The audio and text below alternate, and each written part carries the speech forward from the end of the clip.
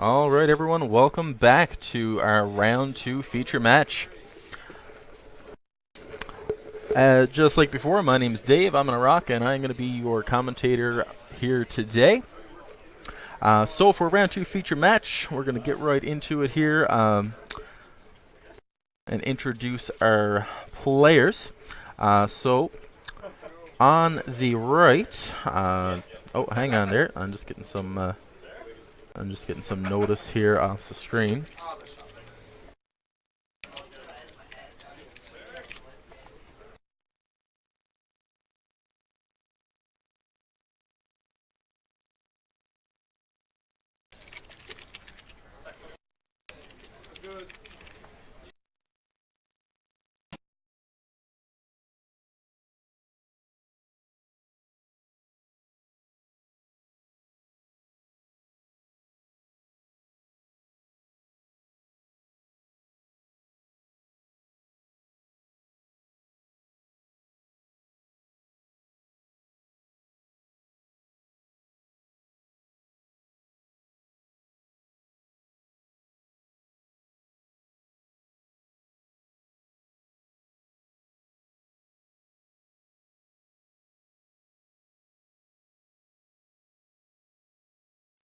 All right, my apologies. We did have some technical difficulties just then. But we are back. So on our left here today, we're going to be having William Jackman. And the player on the right is going to be Jeremy Hallwell. So both these guys tender locals every week. It's pretty good players. And I'm really excited to see what we're going to see from these guys here today. As for the matchup itself, William is actually going to be running a Yang Zing deck. So definitely gonna see some interesting synchro summons out of that. Hopefully, you can see kind of a little bit of what he has there. Looks like he's getting his deck in order. And as for Jeremy is actually going to be using Burning Abyss. So just like our round 1 feature match, we do have some pretty common decks here, stuff that you'll see at not only championship but also regional level. So it's good to see some really well-made decks here today. Unlike last time, we do actually have the life down there on the bottom that we can see not too well. I'm going to actually send someone out to get that changed here now before the guys get.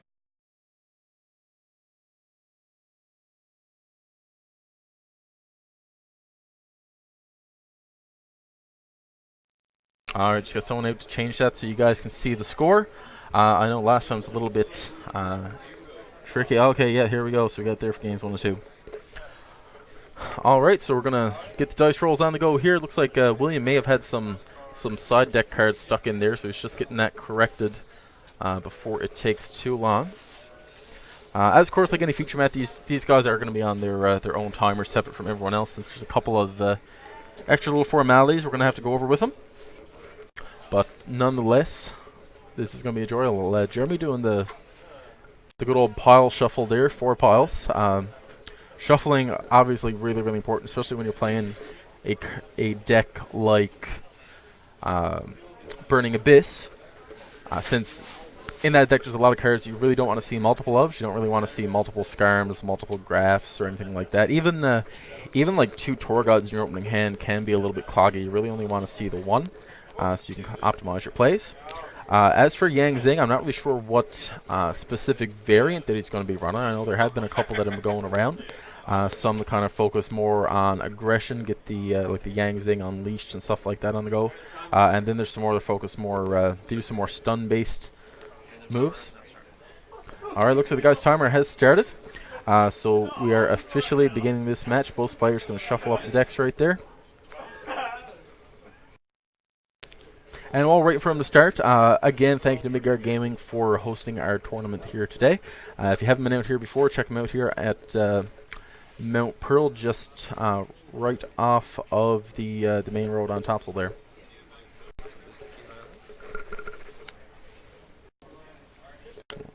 And if you missed it before, we're also going to be having live coverage available on our Republic of Duel Facebook and Twitter. So go check those out at facebook.com/Republic of Duel as well as twitter.com/Republic of Duel.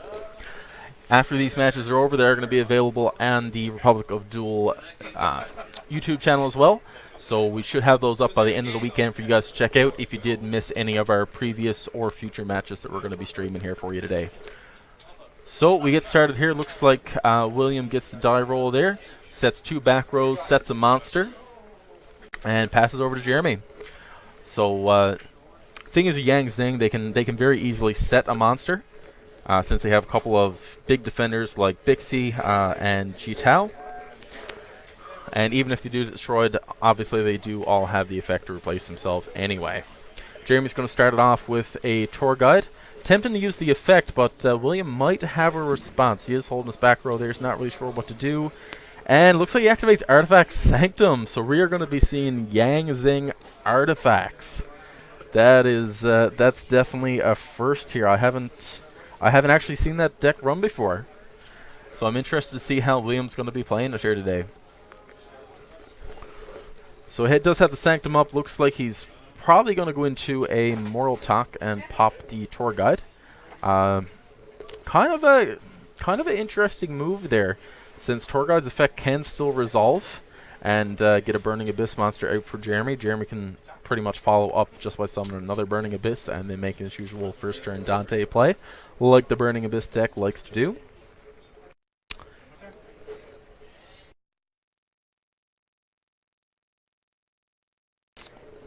Yeah, it does look like William is just trying to make sure that Jeremy's strategy does not get going. He did play that Sanctum very, very aggressively. So I wouldn't be surprised if we've seen a lot more aggression out of him. Oh, looks like we just have a little bit of graveyard mixed up right there. So still Jeremy's turn. Is Jeremy going to be resolving? No, he actually chooses not to resolve the tour guide by the looks of it. Okay. Looks like he's going to be special summoning a Graph in defense along with a Seer. Does William have a response to that? Looks like we don't. Going to be overlaying those into the Dante. Probably going to... Actually, other detach here is going to end up the same. We're not going to be seeing the graveyard effects out of them.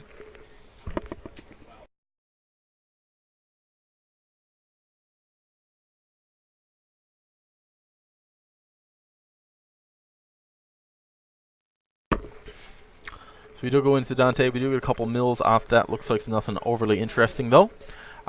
Surprisingly, Jeremy looks like he's not really going to attack. He did some of the Dante in defense.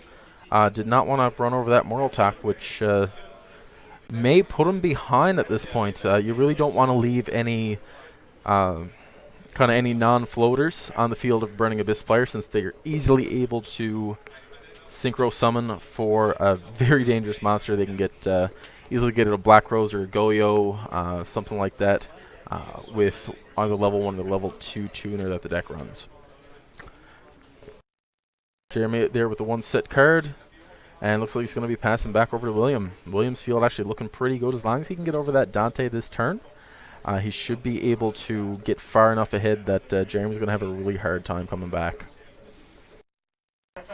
Got the MST on the set Fire Lake, so that Fire Lake is not going to be resolving.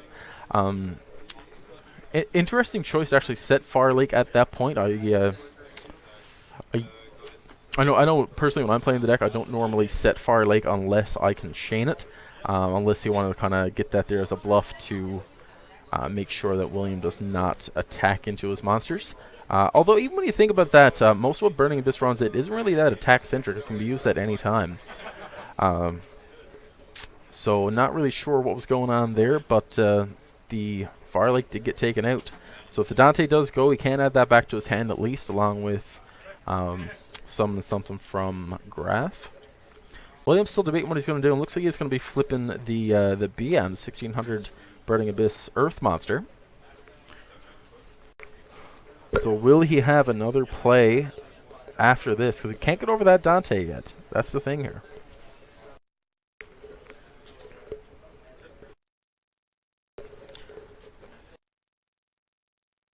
Yeah, really interesting to actually see a Yang Zing deck just play out a strategy. At our local meta here, we usually don't see them a whole lot, and when we do, they're usually just a straight up bog standard build. So it is pretty exciting for me to see a different build that we're not used to seeing. And oh, it looks like he's going to be using the Dark Hole to wipe out the field. So he's going to be losing his own Moral Talk there along with the BN. He can summon something back with BN, but it does have to be in defense. So that that even slows down any aggression that he might be having here. So it looks like the graph is resolving. Jeremy did lay down the Scarm, but looks like he's going to be going with Seer instead. I can understand the logic behind that. It looks like he's going to let the Seer die if anything attacks into it, just to bring back the Dante in defense again. Because 2500 defense, none of the main deck Yangzing monsters are going to be able to run over that. He does have to go in the extra deck to be able to get over that 2500 defense. Even if he's main decking Forbidden Lance, it'll only help him against attack position monsters. And that's kind of what makes Burning Abyss such a good deck, is that you actually have high defense, which you don't see a lot in too many other decks. So a lot of the cards that you see in a lot of the attack modifiers, the battle outcome changers, they're all focused on attack, whereas anything with high defense is actually surprisingly hard to get over. And anyone who's played against Burning Abyss a lot will know just how that feels. Looks like William's deciding what he's going to be summoning off of the BN effect. As long as it is in defense and it's not a BN, it should be fine. Looks like ideal play in this case might be a tuner if he has another Yangzing in his hand to be able to go into a synchro summon. Something like Armades at this point would be great. He'd be able to attack over that Seer, and Jeremy would not get an effect off, which would put William in a really, really good spot. Is he going to do that? Does he have the cards in his hand? We are going to find out pretty soon. Alright, so it looks like he does actually choose Ji-Tao, so we get the level 2 tuner. Not too bad of a choice here, actually. If he does have 2 more Yangzing cards in his hand, he can use Ji-Tao's effect to summon 2 Yangzing monsters from the deck and make a really, really big play. He can go into anything, I believe anything from, right, I'd say level, I'm terrible at math, if the people who don't know me notice that, but it takes me forever to actually do more than one thing when I'm doing math.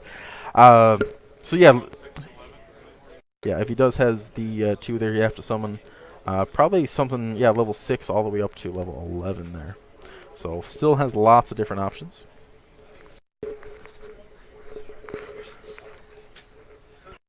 Is he going to do anything else? Oh, it looks like we can see his hand there, so he does actually have the 2 Burning Abyss monsters to be able to use the effect. Is he going to use it is the question.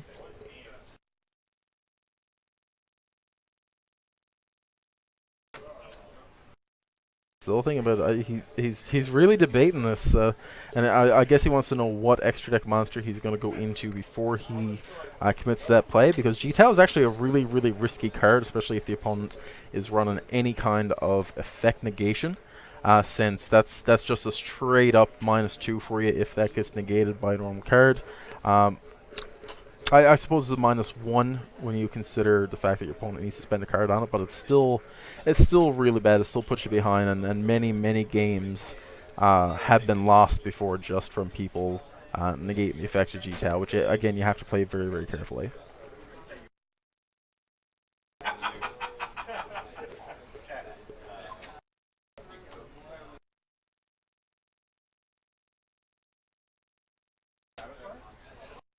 Looks like the guy there trying to actually figure out something there.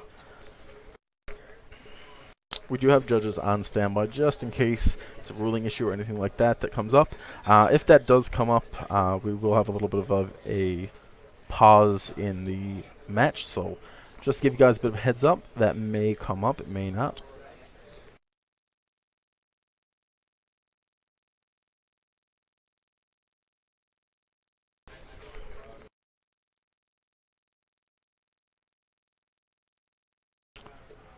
Well, it looks like he may have something picked out there. He does have, obviously you always have lots of options when it comes to a synchro summon, especially if he's following the usual, the Burning Abyss trope of having about 13 to 14 actual synchro monsters in the extra deck and very, very few Xyz.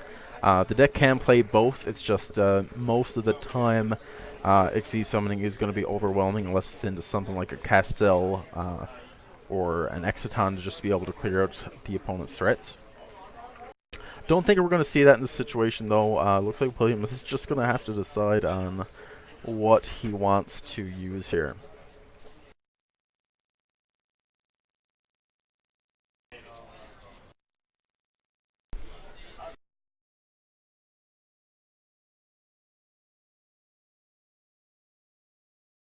All right, so it looks like he actually just normal summoned the BN there. So are we going to see the Aramades? Yep, we are going to see A5, and yes, it is the Aramades. So after after much deciding here, looks like we did finally get the right play out of William. He's going to be able to run over that Scarm and stifle Jeremy's next turn by not having anything else on the field to be able to come back with. And looks like he doesn't not have that great of a hand. Although earlier I did see a Raigeki in there, so he is able to get rid of that Aramades by just making that 1-for-1 trade. The only important thing is regarding Raigeki, and same thing when you're playing any really big power card like that, you always need to make sure that whenever you're going to play one of those cards, you always have a follow-up to be able to put you in a better position. It's really really tends to be subpar if you're just using a Raigeki or a Dark Hole or something like that and you can't follow it up. It really makes you lose the tempo of the game, slows everything right down, and your momentum is pretty much completely gone. But it is looking good so far, and William does have that one more level 1 Yangzheng left in his hand. So Jeremy may not be too bad. Depends on what the rest of his hand is. If he can get something good off, he might be okay.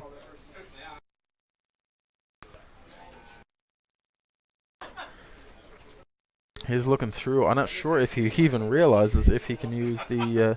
No. Looks like he did have a mistake there. That is not going to be going to fly. We do have a judge at the table who's going to correct that.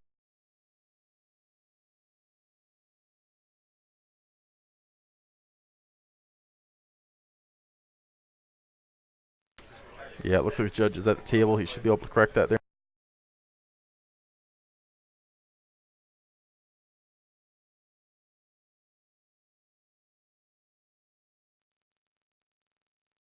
Nope. Yeah, set effect is not going to be going through there. Yeah, that does go back in the graveyard.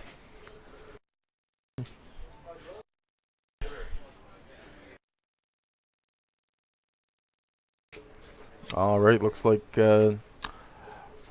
Alex, who's been judging that table, is doing his due diligence, making sure that does not fly. Guy's still reading over the card a few times. And there's Raigeki, and there goes Aramades. It looks like Jeremy has 3 cards left in hand, so he can still make a really nice comeback here. Summons the Graph from the hand. Are we going to see another monster? Be able to go into another Dante, get his game back.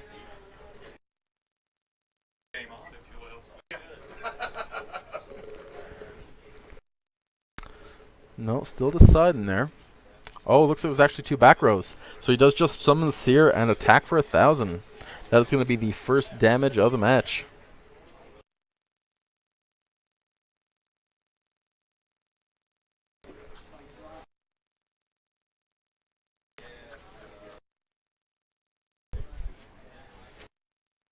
Alright, so with that, play is back over to William. Looks like he draws a trap card there. Didn't really get to see what that was, but he did set that along with the Paulo in his hand. Paulo actually 1800 defense. Jeremy's going to have to actually put some effort in running over that with the only 1000 attack Graph there. So it looks like the back row is going to get MST'd, and that was a wiretap. So not really anything to put him ahead, but it could have definitely been important in making him kind of take control back of the game there. That Raigeki on there, Aramades, really did put him behind a bit.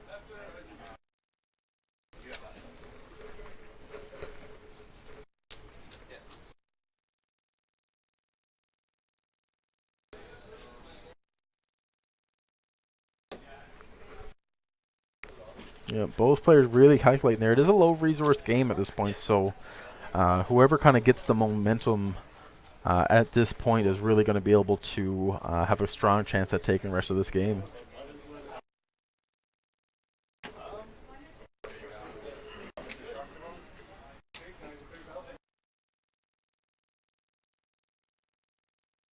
Looks like William is just straight up just debating whether or not he wants to risk taking out the Graph and potentially putting Jeremy back in the game.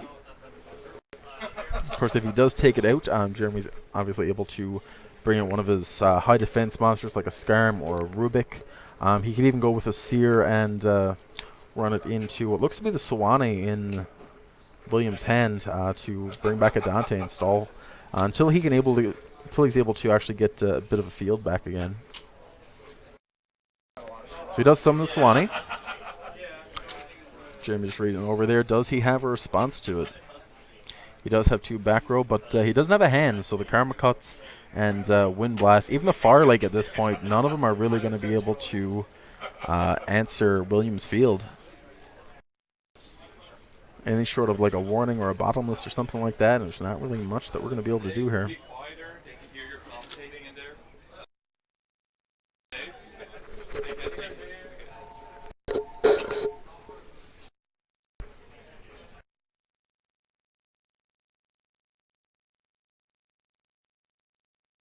Alright, looks like definitely in a bit of a rough spot there. Is he going to be attacking over the Graph? That is the question.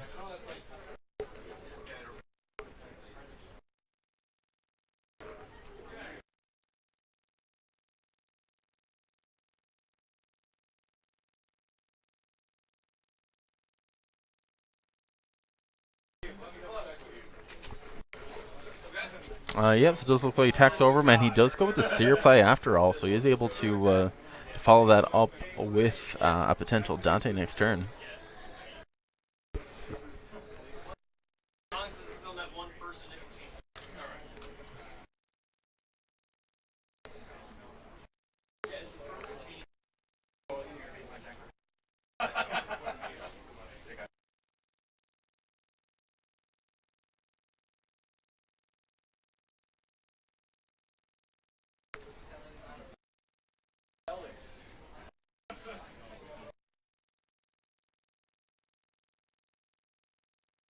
Alright, so looks like it is back over to Jeremy here now. It's going to be using the Foolish Burial to send a Burning Abyss to the graveyard.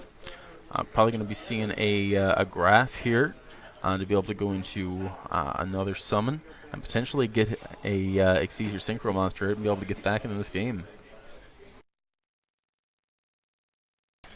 Yeah, it looks like the Graph, and what are we going to see next? Are we going to see a Rubik, or are we going to see a Skarm? That's the question here. Yep, looks like it's Skarm, so we can expect a Dante follow-up right here.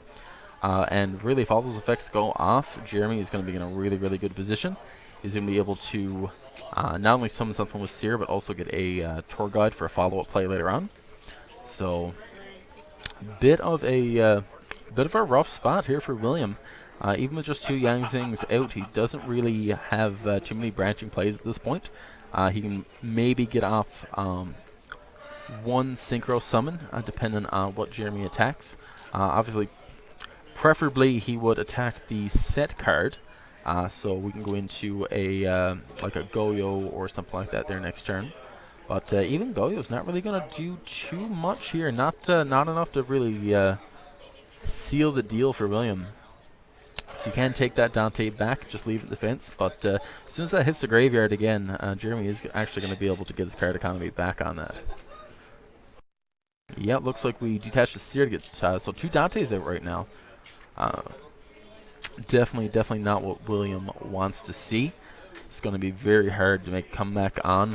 However, the cool thing is about Yang Zings is they do have essentially their own on-theme Pot of Avarice in the form of the Yang Zing Path, so they're really not a deck to count out at any point just because of that one card.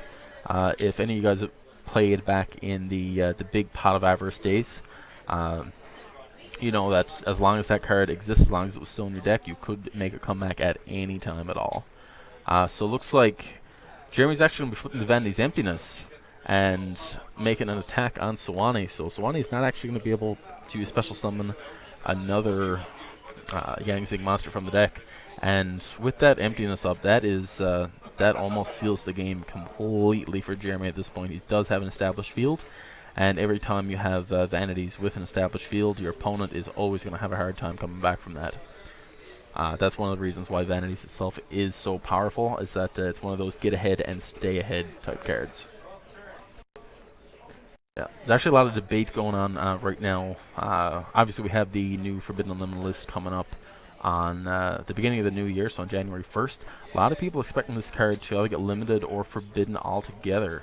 And honestly, I can see it happening. I can definitely see that going to 1 or even 0. Vanities has such a big impact on the game right now, and it is it's not too over centralizing, but it is centralizing enough to warrant at least some kind of limitation for sure.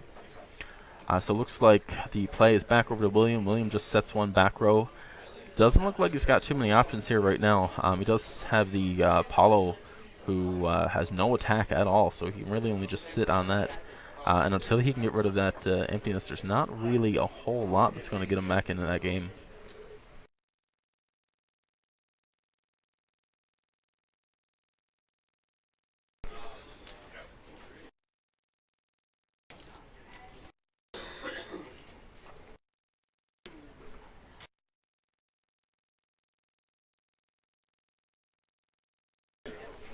Alright, looks like we got the Fire Lake. It's going to be popping both cards. Now that is going to actually get rid of Jeremy's own emptiness, but emptiness is still going to be up just long enough so that any Yangzing monster is not going to get their special summon effect. And of course with that in the end phase, Jeremy's able to make a really big push. And because he sent his Dantes, he is going to be getting a full 3 cards by the time his next turn comes. So that's pretty much the game sealing card right there. And Fire Lake especially, Fire Lake is kind of the, it's the one card that completely changed how Burning Abyss makes its plays, and also it completely changed its matchups. Without that one card, I think they'd be in a similar situation to Satellar Knights right now, where they're still pretty good. They can still manage the top, but they're just not as effective as what some of the other top decks are right now. Not without some really interesting innovation and a really skilled pilot for the deck. So we've got the cut there. Looks like we got the turn draw for Jeremy. Looks like he picked up an Astral Force. So right now, there's not really much stopping him right now. William has no cards on the field, nothing in his hand. He has not taken any damage yet, but that's definitely going to be changing here in a minute. So we got the Skyrim out from Torguide. I don't think Jeremy has any Graphs left in his deck, because obviously Graph is usually the better play to be making there. And we're going to be having those overlaid. Does he have a Dante left? Yeah, he does have the 3rd Dante. So again, another quirk about Burning Abyss is you always want to run those 3 Dantes just for situations like this. He's going to be milling a couple cards here. Nothing he's really going to be using right now.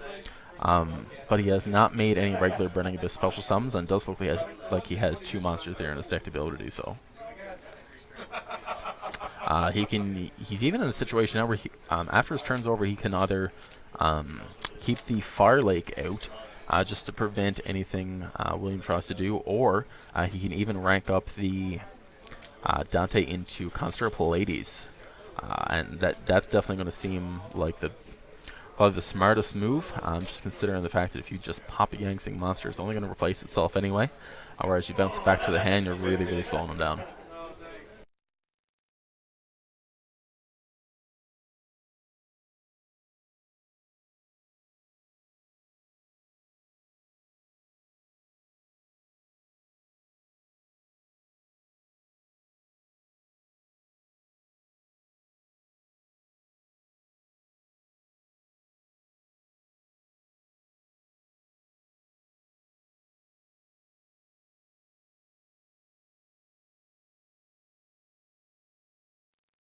Alright, it does look like Jeremy's going to be actually bringing out Virgil in this case. Bit of an interesting choice, but a good one nonetheless. It does not stop him from bringing out the rest of his Burning Abyss monsters. And really, I don't think there's going to be any way that William's going to get back into this game at this point. Any one top deck is not going to do a whole lot. At this point, yes. Yeah. Yeah, not really much in this case. So with that, we do actually have our second guest commentator on here for today.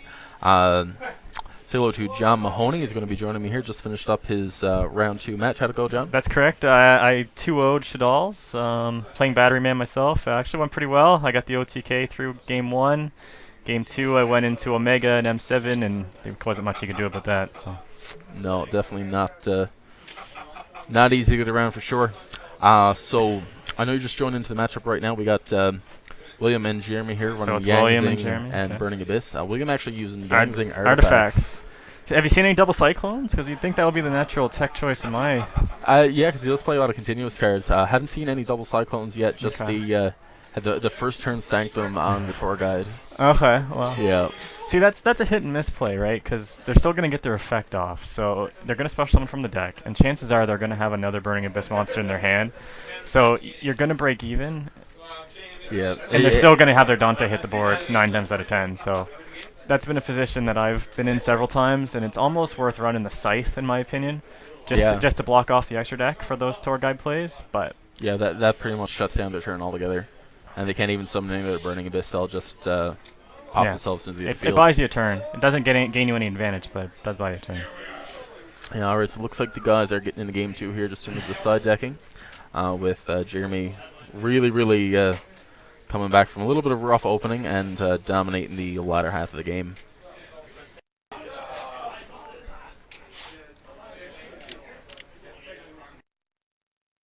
Who was your first guest commentator? First one, actually, last round was Jeff. Okay, yeah. Yeah, Jeff was on here for a little bit. How's he been making out? I haven't been talking to him, actually, since then. I don't... he's in the second round there now. I know... I do know what he's playing, and I am excited to see it a little bit later. Okay, fair enough. Not gonna spoil anything. Not gonna spoil anything. No spoilers. I've seen a very interesting Italian ultimate karma cut in Jeremy's deck there. That's quite the gem. It is. It is. He's bringing a little taste of Italy. Yu-Gi-Oh's half about the skill, half about the bling. Yeah. It is. Yeah. Yeah. So would your side in if you were playing Burning Abyss? In mine, I usually use the Stormforth and Vanities. Those are kind of the go-to. Help shut down the recycling of the monsters. It does. If you tribute them, they're not going to get their effects off. It does actually look like Jeremy has something very similar going on here. I see that. Interesting. Yeah. So I did not know he had those. No. So yeah, all those going in. That's as soon as one of those hits the field, it's going to be very, very rough. It's tough too because it shut down artifact monsters too as well. So it's like neither one of his engines can function efficiently. Yeah, and even with Majesties over Vanities, it's still really rough because I mean you can still summon the Moral Talk. It's just not going to do anything. So the key is I don't even know what Yangzing would have, to be honest. No, they just have to run it over. There is they do have that new card though. The can't remember the name of it right now, but it does double the attack of a Yangzing. So that can definitely be useful. I haven't seen many builds running it. No. But definitely an interesting side deck choice, even against Cleaforts as well. Right. Because Cleaforts can do a lot of damage to them, but if you just run over their monster, there's not really a whole lot they're going to do to get through that. Ran into that last match too, actually. I Battery Man 9-volted attacked a dragon, and my opponent believed that the dragon got its effect for hitting the graveyard as a result of dying by battle. No. And as we know, that is not the case. No, it is not. I should also point out that my opponent also tried to normal summon a Chaos Sorcerer. Pro move. Yep. Pro moves here at the Avalon Yu-Gi-Oh! Championship. Absolutely. Yeah.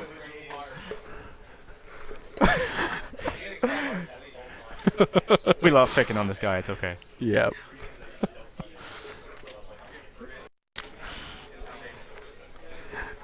Excellent. Looks like they're ready. Yeah, looks like Williams just finished up last beside Jeremy. He's using some practice rolls. Yeah. He's getting those snake eyes out of the way so he doesn't get them later. Yeah. Yeah, I'm actually happy to inform everyone that we've transitioned from Yu-Gi-Oh! To Yahtzee. I am glad people actually brought dice today because there's usually a dice shortage at these events. There is. Like any given locals, you'll have, like, for every 10 players, you have one dice. You know, dice flying across the room all the time. Yeah, dice me. Someone's just a resident dice jar. Yeah. All right, looks actually like William has looks like he's gonna be sliding a mistake, which is actually pretty interesting here. Yang Xing doesn't really do a whole lot of searching. But mistake only really gonna shut down Dante and Skyrim. Searching the tour guide. That's about it. Yeah. You can definitely see why it's in the side deck though, with the Cleforts and everything being around today. Yeah, for sure. I just don't know if it's the most appropriate choice for this matchup. Then again, if you have some cards that are going to be dead in your deck, and you have something that might come in handy, it's better to use something that's, you know, for sure, definitely only dead sometimes versus always dead. Even if you have 2 subpar cards, get out of the ones that are worse. Exactly. In that matchup. A lot of theories about the side deck. A lot of people just use it to take out the cards that are going to be least effective. Some people put in specific cards to counter certain decks. Yeah, side decking definitely one of the things people seem to have had the most trouble with when it comes to actually doing it correctly. True.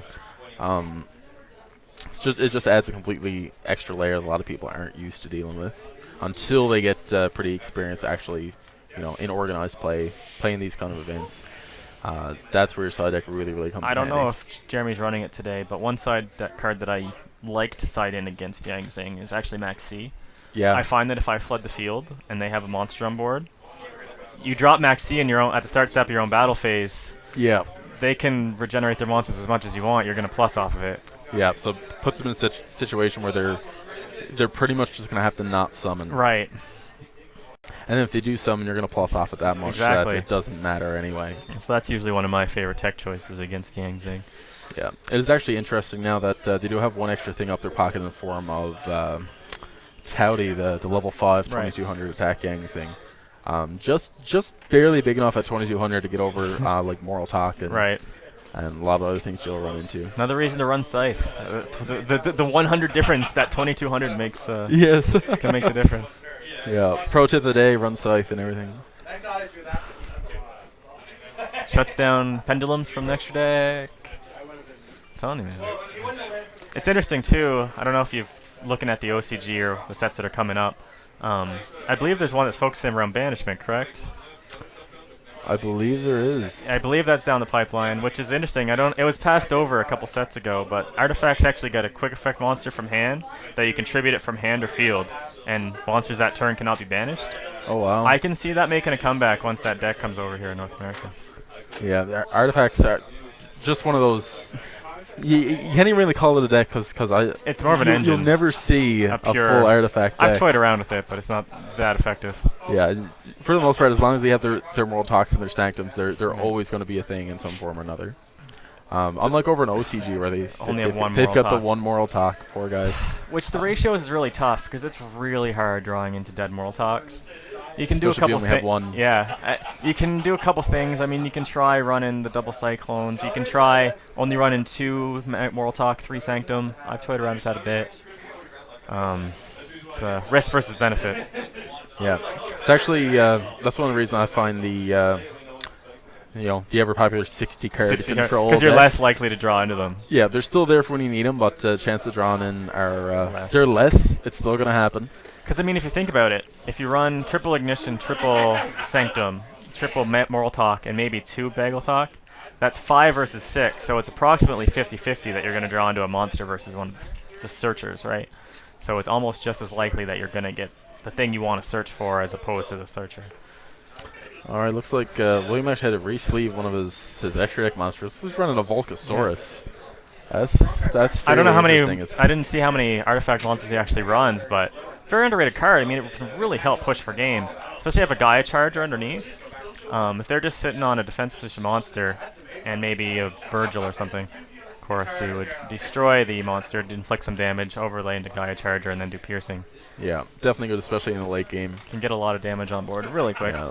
And with Towdy out now too, he's also level 5, so you can you even have the options available where you can ram your Yang Xing into another monster for him. Right. And then be able to main phase. If you're going to run 3 rank 5s, in my opinion, the 3 to run are Pleiades, of course, Volcasaurus, and Durendal. For sure. Yeah, Durendal's seeing a lot of success in recent events as well. Yeah. Just being able to to take out those Shaddoll fusions. Right. And even against a Burning Abyss matchup, it's not too bad because almost all of their chainable traps are normal traps. Yeah. 6 shades of effects, right?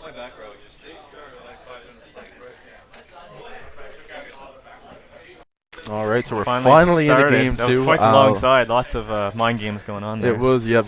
Jeremy practicing his Yahtzee skills. One opponent seeing how many cards the other opponent was siding in, and then clearly. Yeah, another player practicing the ghost side. Next level strategies, yes. Yeah. All right, so Williams got the first move there. He's going to be setting 3 back rows. Jeremy draws for turn. Oh, as he always does. Yeah. The his name is actually Burning Abyss. Yes. His name's actually Jeremy Tour Guide Howell. It is. True story. Yeah, every single game. Hopefully he's going to have some better luck than what Howard did in our last feature match. I heard that he lost. Yep, game 3 against Satellar Knights. He did all 3 tour guides got stopped. Nice chained MST onto the emptiness from hand. Jeremy making a good play. Normally a good play to hit the non-emptiness back row, except in this situation where you need don't a chain resolve. Exactly. Because the emptiness will actually, it will still resolve and just die on a different chain. Right. A lot of people running night beams lately with all the chainable traps floating around in Burning Abyss. Yeah, I've seen that a bit as well. Which is interesting, because if that had been a night beam, he wouldn't have been able to make that play, and his tour guide wouldn't have resolved. Yeah, that's and again, it's like something I mentioned earlier. The kind of the centralizing effect of emptiness is one of the big reasons why MST is so big. That, in fact, Clear Force are a thing now. Right. And being able to chain to the scout activation is huge. Absolutely. Yeah. So Jeremy going in the good old first turn, Dante. But he's going to get bounced. Oh. He does still have that graph effect to to sit back on, though. So at this point, card count. What are we at? 3 for William and... Looks like this is going to be... I think Jeremy's actually ahead. He is. So that's the thing about Compulse after a tour guide play, is that Burning Abyss monster is still going to get its effect, and you're going to be down the Compulse, and so you're going to neg 1 on it, and there's nothing you can do about it. Exactly. Yeah, he does have the Seer out there to be able to bring back the graph. It's interesting how Burning Abyss can kind of do that. They can, they're one of those decks that can make just chains of summons over and over and over. Absolutely. And there's the Dante right back again. You thought he was gone? Yep. The Seer is gone, and there's the Mills. We had an MST. Revealing the side deck card there, the Stormforth. What would you take? Worried about that back row? If that had been a pot of duality, what do you think would have been your choice? Depends on his hand. Situations like that, I always go for the Burning Abyss monster. Yeah. Monster's just so important in this matchup. Flood the field. See, another graph out. Interesting thing Jeremy's doing, though. Some of the Dante in defense. He does seem to be a little bit afraid of that D prison, clearly. He is, yeah, and he's ahead in card economy, so he could play fairly aggressively and just run right in the back go row to get rid of one it. for ones. And, yeah. That's what he wants to be doing at this point, because if William gets an established field with multiple Yang Zings, with creation, stuff like that, it's going to be really hard to catch up to him. Did you notice if he was playing...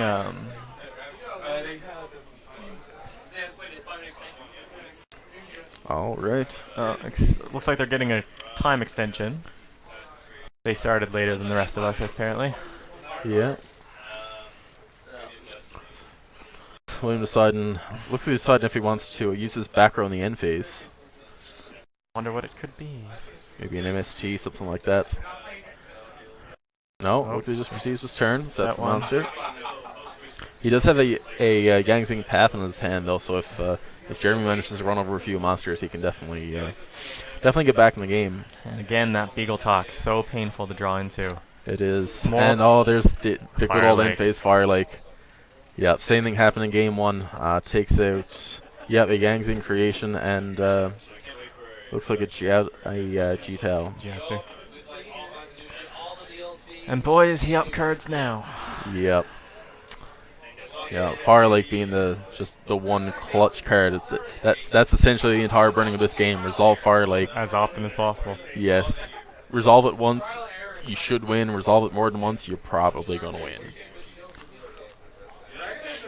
So he's resolving his effects off. You got the Seer out there. Just a never-ending cycle of monsters hitting the field.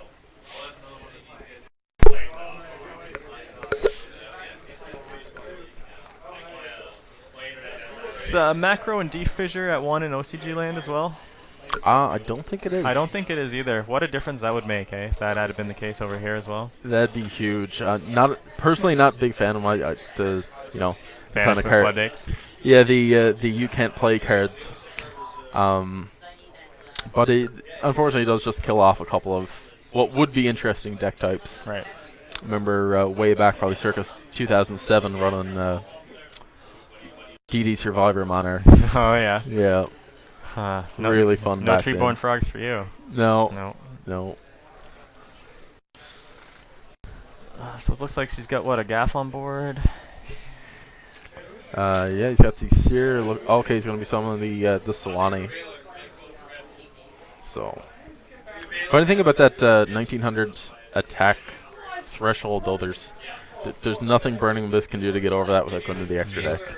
At the same time, though, with Rubik's defense, and they have a couple 2000 defense, correct? Yeah, so you got Skyrim and Rubik, so they can looks like he's searching the Rubik yeah, there. they can sit on them and not worry too much if their opponent's not special summoning, because it's very hard to get over those if there's, say, a Vanities on board. Yeah. And, yeah, just with that Rubik search, we're probably going to be seeing a Virgil next turn. Yeah. And Virgil just really, really good in general, but particularly against stuff like Yang Zing that has to hit the graveyard. It's just so good. What's he using the tokens for, I wonder? I'm not sure. There's not really any token cards. He secretly is playing Scapegoat, yeah. Yeah, maybe an Xyz Universe inside for Dracosac. Perhaps. Yeah, so yeah, it looks like he's going to be going into the Virgil. Yep. He should have another monster in hand to discard. And the worst part, that's going to get shuffled back in the deck, so he's not going to get that second Yang Zing for Path as well. Really hurting on the resources.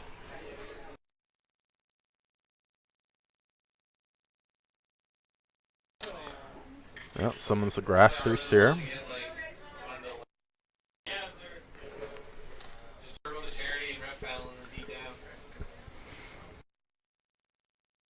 No, he does go with the Skyrim instead.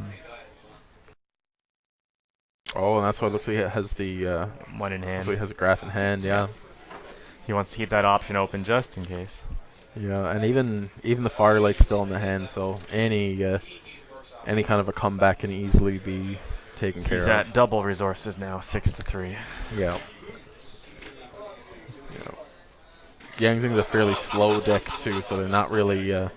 They really don't like being low on resources. Need a little more control. Yeah, we haven't actually seen. We've only seen one synchro summon this entire match at William as well. That was for an Archimedes.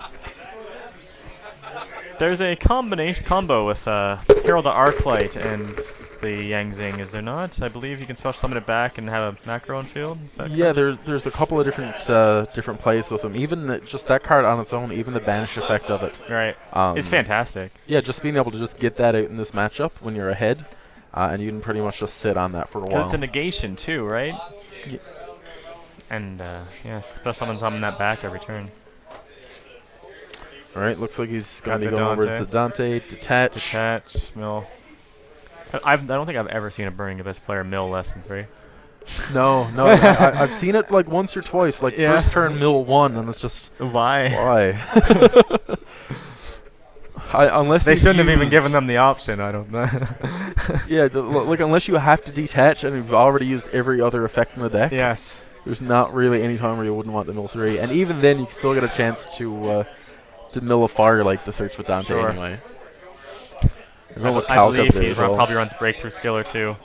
So there are still some potential benefits from ditching cards. For sure.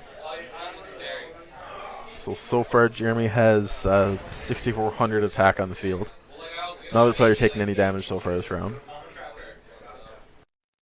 And there we go. Now. All the attacks are going through.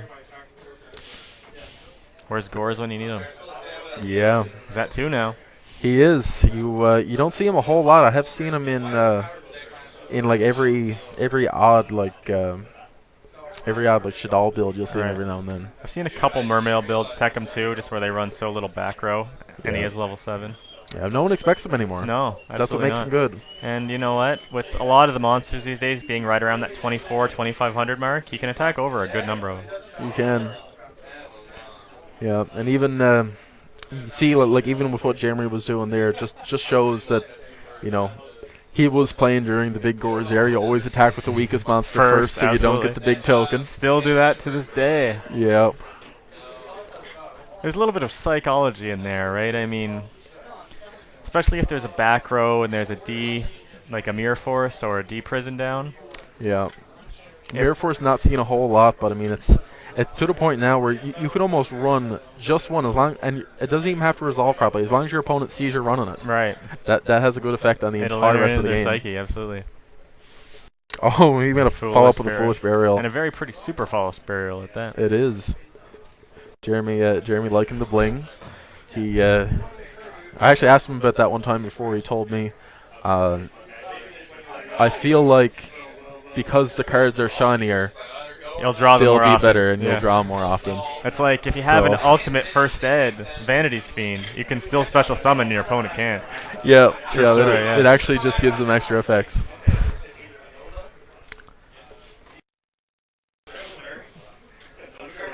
Oh.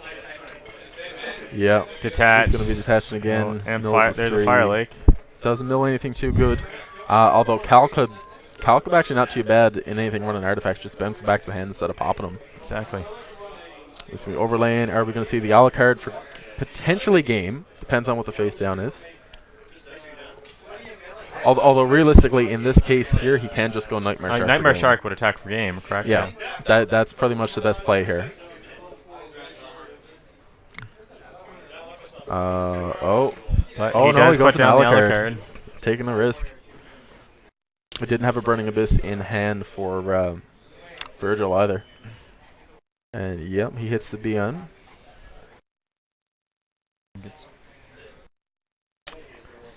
Yeah. So yeah, he's still in this game. Technically, yes. He'll float monsters on board the rest of the turn. It looks like. Yeah, he can still top deck Raigeki.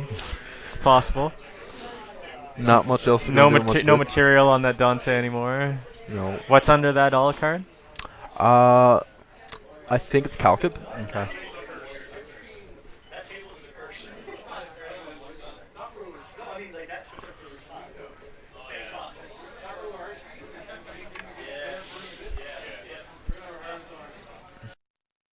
Yeah. Oh, looks like we had the Judge 8 there just for a minute, just to see. I assume if the Alucard actually triggers the effect, which it would in this case. It would, yeah. Puts up a Cleafor at 316 sign. Yeah, some of the comments. Some interesting commentary going on over there, yes. Tumbleweed. Were we not talking for a moment? I don't know. Yeah, we just have just the stream running normally in between matches. We did have a request for some deck profiles. You might be able to look at doing that a little bit later today. Maybe before top 8 or something. Yeah. If you guys were wondering, we're actually all eating pizza. Bacon and pepperoni even. It was, yeah. The store had to deliver just kind of give everyone a quick bite to eat, keep the energy up for the day. We got 6 rounds before the top 8 cuts, so it's definitely gonna be a long day, especially after working Black Friday. So I know you've of course been to a YCS, and I've been to a couple of regionals in my day, but a lot of the people here have never been to a big tournament before. No. Which is quite exciting. We don't have a lot of them here in Newfoundland, of course. One of the secret tips is definitely to stay hydrated and nourished. I brought an energy drink as well as a couple TV dinners with me today, just in case I get hungry a little later. Exactly. Yeah, that's one thing I noticed last YCS was up in YCS Toronto. You have no idea how long the day is. No, exactly. I mean, you're going to be here for 12 hours probably, right? So. Yeah. Even day 2, just I ended up getting knocked out in round 10, and then just regionals and side events for the rest of the day. Oh, not that you can complain, Mr. Ascension Sky Dragon. Just saying. No, getting super lucky and just getting drawn for the random public event playoff, and against some less seasoned players. Well, it's a very to say the political way of least. saying that. It yes. is. Although one of them did actually win the Dragon Duel championship. Oh, so that's it's, fair enough. It's That's something. an accomplishment in itself. So. Yep. So of course you went for a Downer Magician in main phase 2. Yep. Definitely gonna come in handy next turn. Depending on what monster he has on board, that may or may not do some piercing damage. Yeah, looks like Might's. I think it's a creation he has down there at that point. He should really though. He should be setting the Bagel Talk at this point. Might as well. Yeah. There's no reason why he wouldn't. No. All Jeremy needs to do is just draw any Burning Abyss monster for game. Right. Yeah, and is he gonna flip it up? No. Stormforth. Oh, that's painful. Yep. That's going to be not good. game. Yep, that's game. That's the match. So Jeremy gets the match 2-0. Awesome. Definitely a little bit one-sided, but such is the matchup when you're playing against a lot of people consider it just to be the straight-up best deck of the format. I think I would agree with that. I believe that was the last match of the round, so I'm going to go get ready for my round 3. Thank you for having me. No problem, John. Good luck today. Thank you.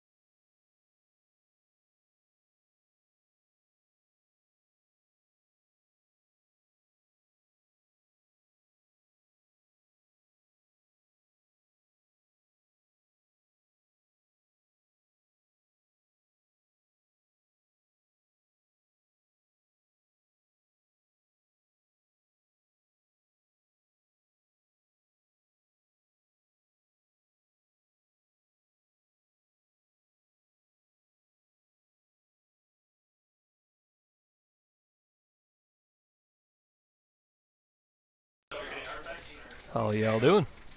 Alright, so this is round 3. They're started? Alright, so we are started. We have John Mahoney running the Batterymen, and we have Dylan Woolridge running the Shadows. This is going to be interesting. Oh, anyway, Mahoney opens first. So we potted dualities. And I see he's right from the double cyclone. He's heavy on the spell and trap, possibly running artifacts as well. But he takes a call to Haunted. From Dylan's hand, I can see a breakthrough skill and a Caius. So he opens up the 9-volt.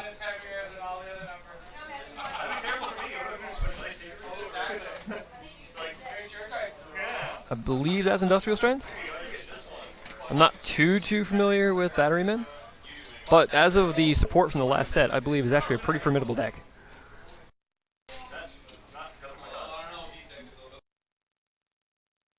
No, 9-volt is actually a really good card. It really gave this deck a push.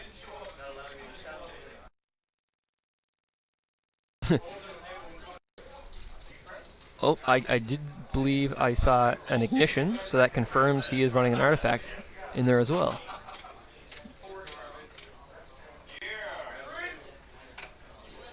Alright, so let's see, setting 3 back row.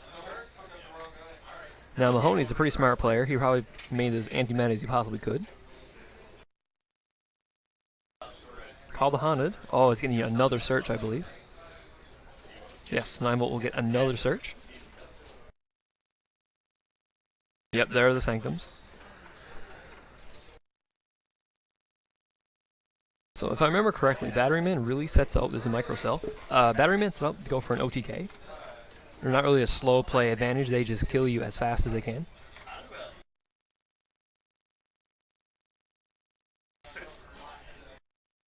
So let's see if Dylan can survive the onslaught of batteries.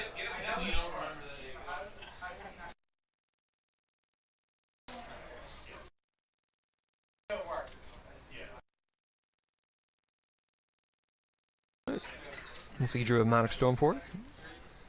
That could be a combo piece that he's looking for.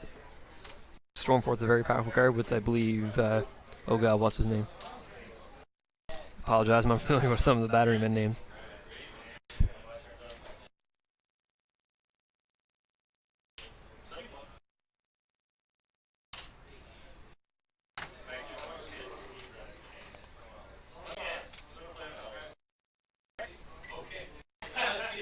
Yeah, there's the Stormfort, the one he just drew, I believe.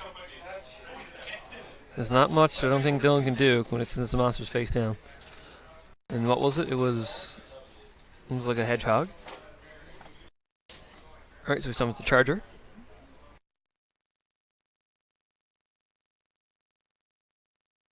So Mahoney could be setting up now for the OTK here.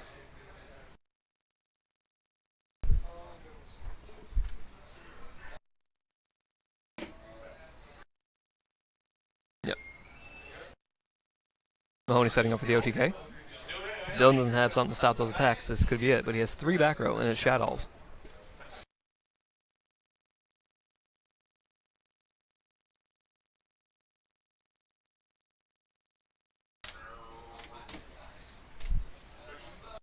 Mine coming to. I gotta get Dave.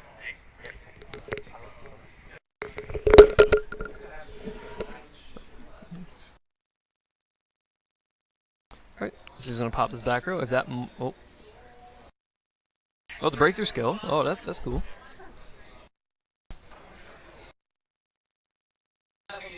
But special's another one. This is a huge board Mahoney has now. So if Dylan can survive this onslaught, he might be able to retaliate.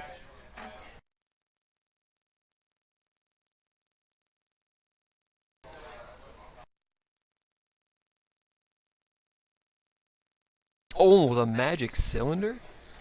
God, that's so good. Magic cylinder. Oh my god. And they say the card's bad.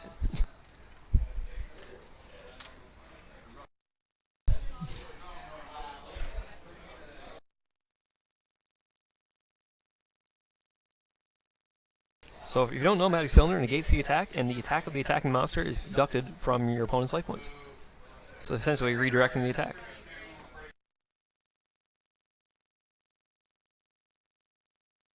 Magic Skillender? God, yes. Alright, so he has survived the onslaught of Batteryman for the turn. Ooh, and he hit the Shadow Games.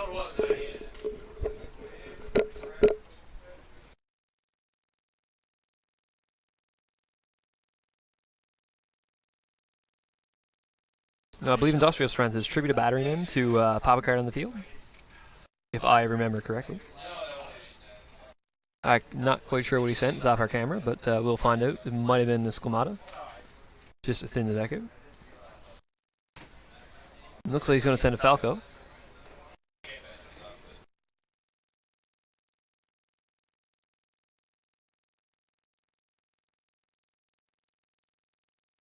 Possibly setting up for something. Mahoney might have maybe an emptiness or something to stop that.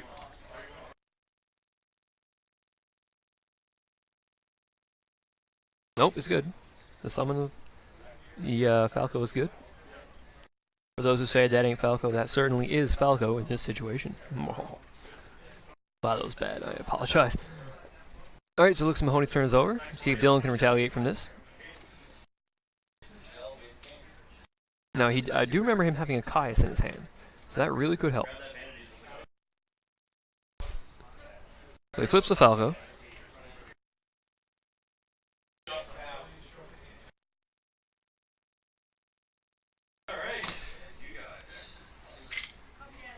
Special, I believe that was a dragon or a Squamata. I'm not sure what that was.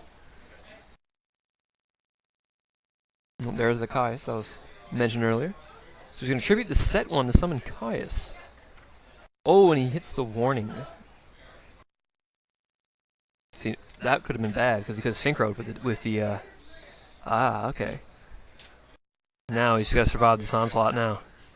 He has no back row and he has, I think, 200 or 300 attack Falco. Yep, there's the pop.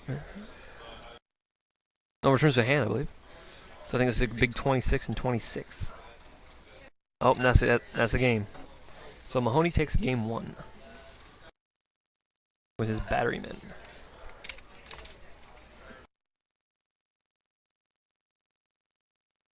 The nifty play from the Magic Cylinder, though, from Dylan's side.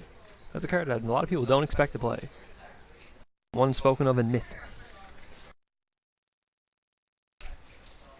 Oh, and it looks like Mahoney has Dekusakas.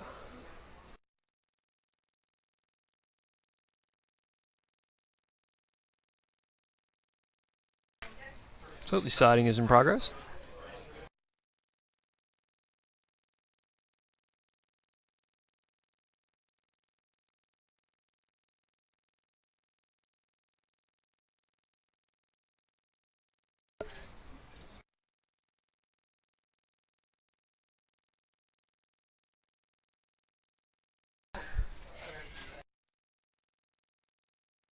Alright, so for those that are watching, how are you enjoying the tournament so far? I mean, we're on round 3 of possibly 6. I believe we have 24 entrants. For the first time, that's not too bad. We just managed to get hit with a bunch of snow, so a lot of people might have trouble facing the weather to get here.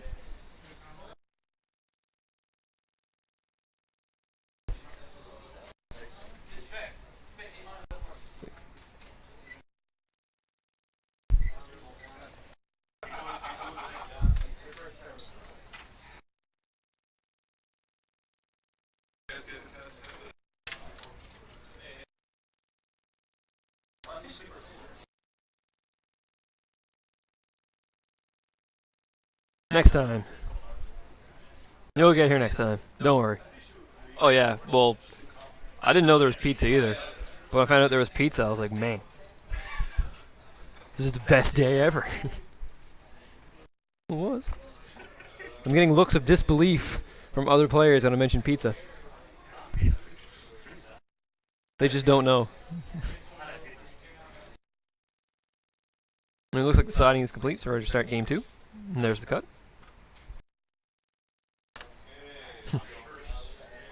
Where's my pizza?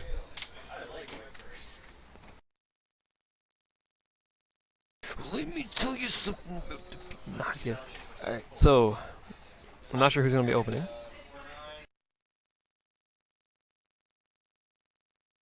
It looks like Dylan's going first. So he's just going to set a bunch.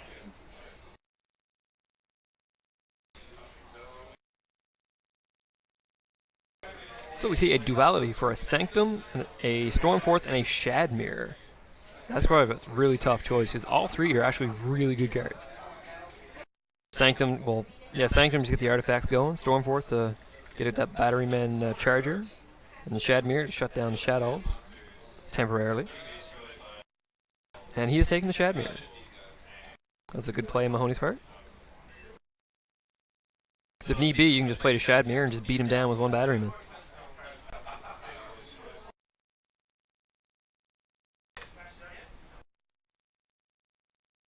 Interesting deck. There's a lot of Burning Abyss decks here. Mahoney has a Batteryman. There is a... Oh, Dekusaka. Oh, this could be... Dekusaka, now Dylan cannot activate those set cards. It's a great play, and of course Mahoney has a Shadmere, but unfortunately he can't really set it at the moment. But right now, this is a crippling situation to get around, because 3 back row to be shut down by Dekusaka is pretty good. He's going to attack for 17. Interesting deck. Let me see. Most interesting deck. There is a Trap Trick Rock Stun deck, which is pretty cool.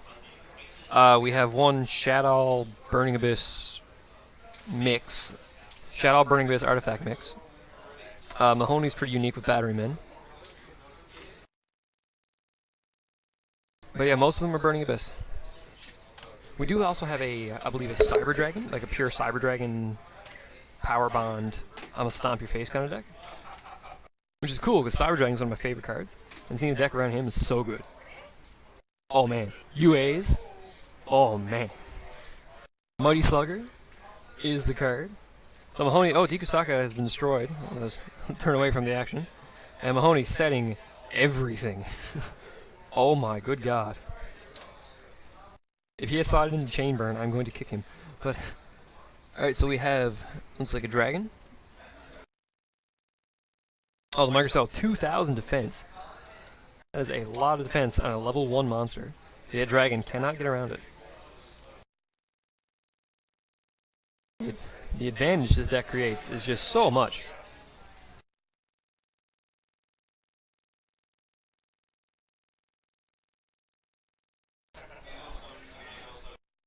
Yep, but Batteryman is definitely something we didn't expect, that's for sure.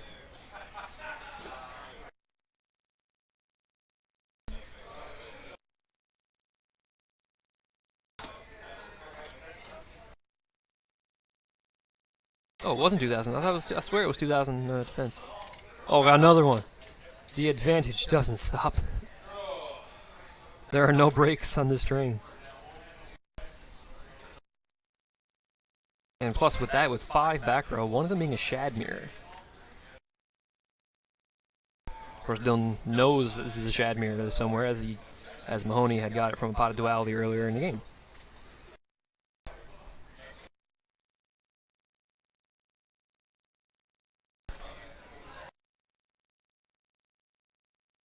Alright, so Dylan passes his turn.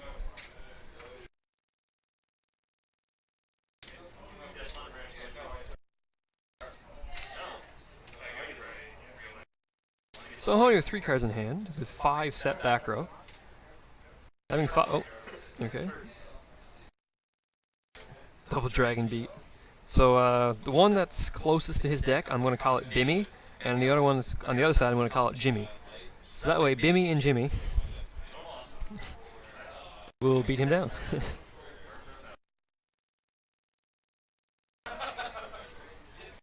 looks like he's probably going for an Exceed. Now they're both light, and they're both thunder, so I believe you get some pretty good Exceeds that are level 4. Oh, but he's summoning, I believe, the Charger.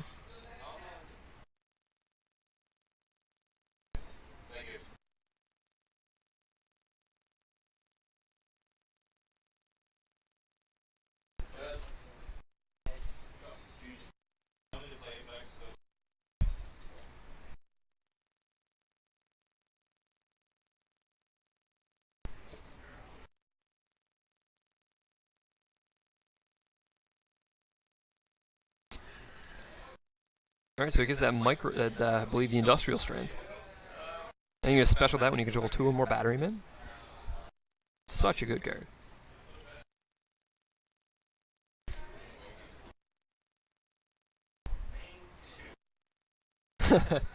Oh god, you know they will. He'll play the magical arm shield and therefore causing them to attack each other, just like, you know, you're playing multiplayer. It's gonna happen. Bound to happen. Alright, so this is a pretty threatening field Mahoney has at 5 back row.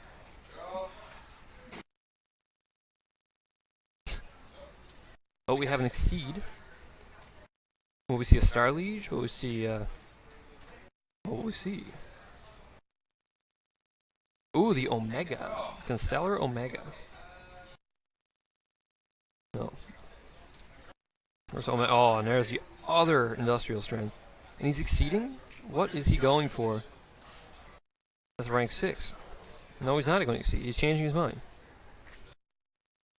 He doesn't know what he's doing. Oh, he's using the effect first. Okay, so one of the double dragons goes back to his hand. Leaving now only the single player campaign. Going to Pleiades. Not Pleiades, geez, what am I saying? That is M7. Ptolemy M7. So he's going to bounce the other dragon, so the double dragons have been returned to the hand. He's going to swing for both. Now we do have his Shadow Games played, but Mahoney has 5 back row.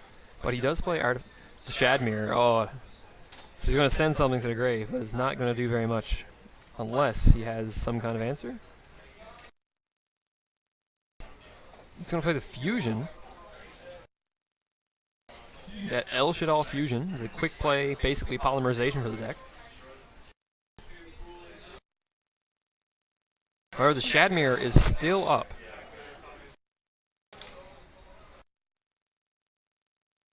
And unlike Shadow Fusion, you can only use things on the field or in your hand. You cannot send from the deck. And I don't know what he sent. Oh, the dragons. He's sending the double dragons. Was it the double dragons? Might have been. I see a dragon, and I'm not sure what else was, but he has Construct, so one of them was the light monster. I think. I hope.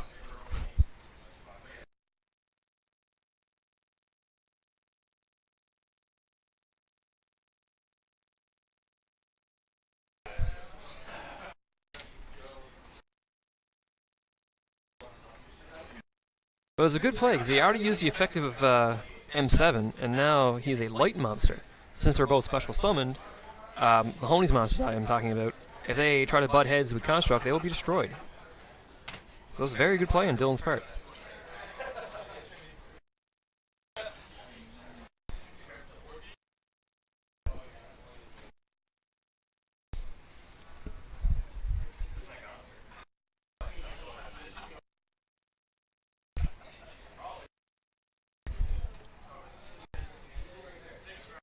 So I'm assuming Mahoney's going to call off the attack if he does not want his things to die.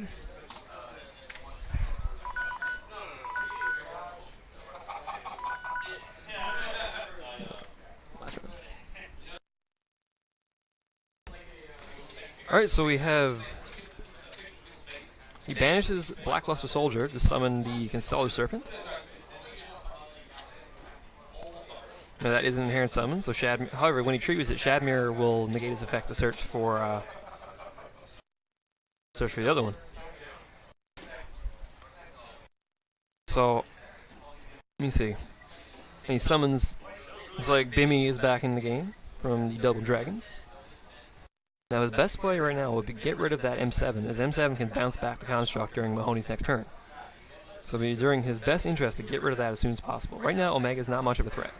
He's 2400. Oh, but we have the Sanctum. This could mean the end of his Construct. We'll see now if he has a bunch of artifacts. So I believe he summons the Begeltalk. No, he's going for the Moral Talk.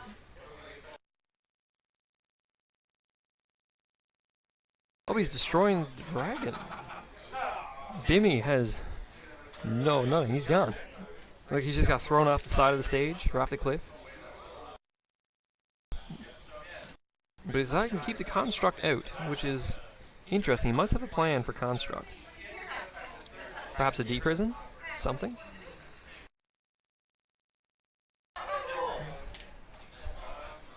No, but it goes through.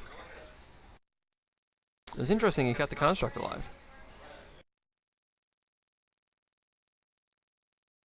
Alright, so he passes the turn. He must have some kind of plan for that thing, because right now he has nothing to get over construct. Like, since construct's a light attribute monster, the Shadmere won't do anything to it. But Bimmy, never forget, 3:55 p.m. Avalon Championships here at Midgard. Bimmy, he put in work.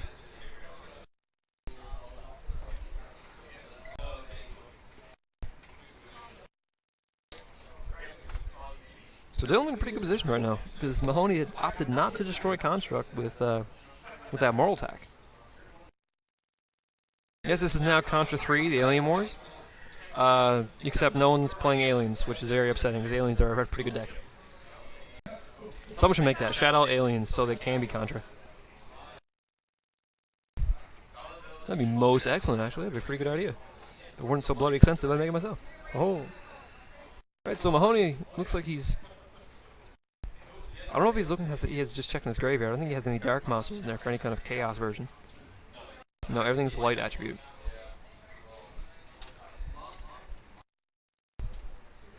This is turning out to be a good game. The OTK was fought off. Called the Haunted. Alright, it looks like he might be bringing back one of those 9 volts to get more search power. Does he have some kind of emptiness? Does he have MST? Because that 9 volt will look at the search when it hits the field. Looks like he might have something. He has the wiretap. Alright, so that Call the Haunted goes... It's pretty good. I mean, there's already enough advantage.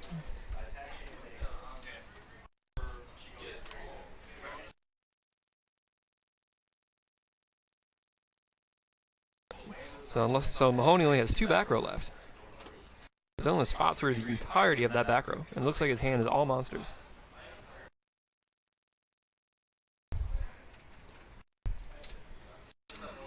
And did he open 2 Call the Haunted? I don't know what he's thinking.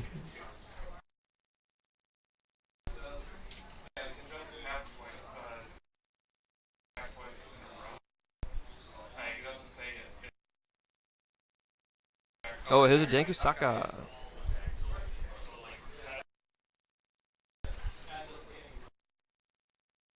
Oh, he magic cylinders the Omega, but the Omega's gonna use effect to make himself unaffected by it. The magic cylinder putting in work, scaring that Omega. So he sets the card and passes his turn. Now, what's interesting is Mahoney could run Honest too, because Denkusaka, whatever you pronounce it, is a light monster as well. Construct looks like he's attacking. Not sure what he's attacking. Possibly the Omega to get rid of it. Possibly the Saka. Oh, it's the Sanctum. And use the wiretap on the Call the Honda, not on the Sanctum. And that moral attack pops it. This is a very bad position now for Dylan.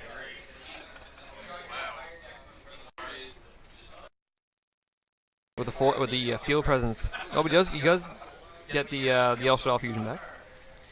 But the Mind Crush on the El Shadal fusion gets rid of it.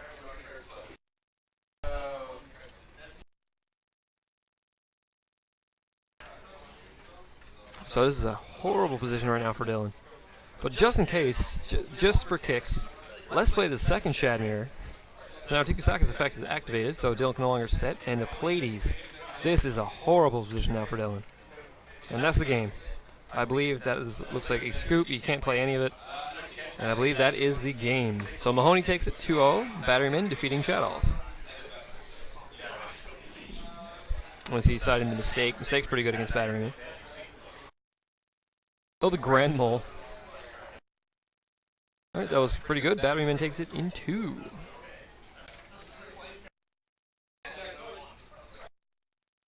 But I gotta throw some shoutouts out to Bimmy and Jimmy. The Dragons, they put in work. Never forget.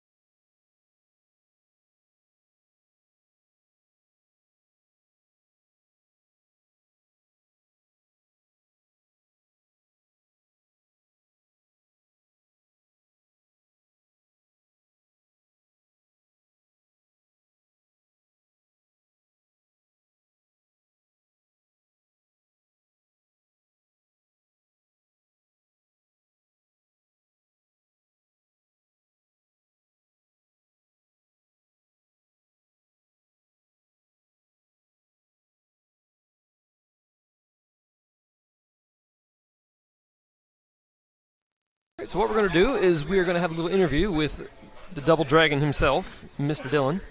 He's going to come out and talk about what he thinks of the match. I mean, this is definitely an interesting matchup, something you don't see very much. Is it that bad? The pulsing camera?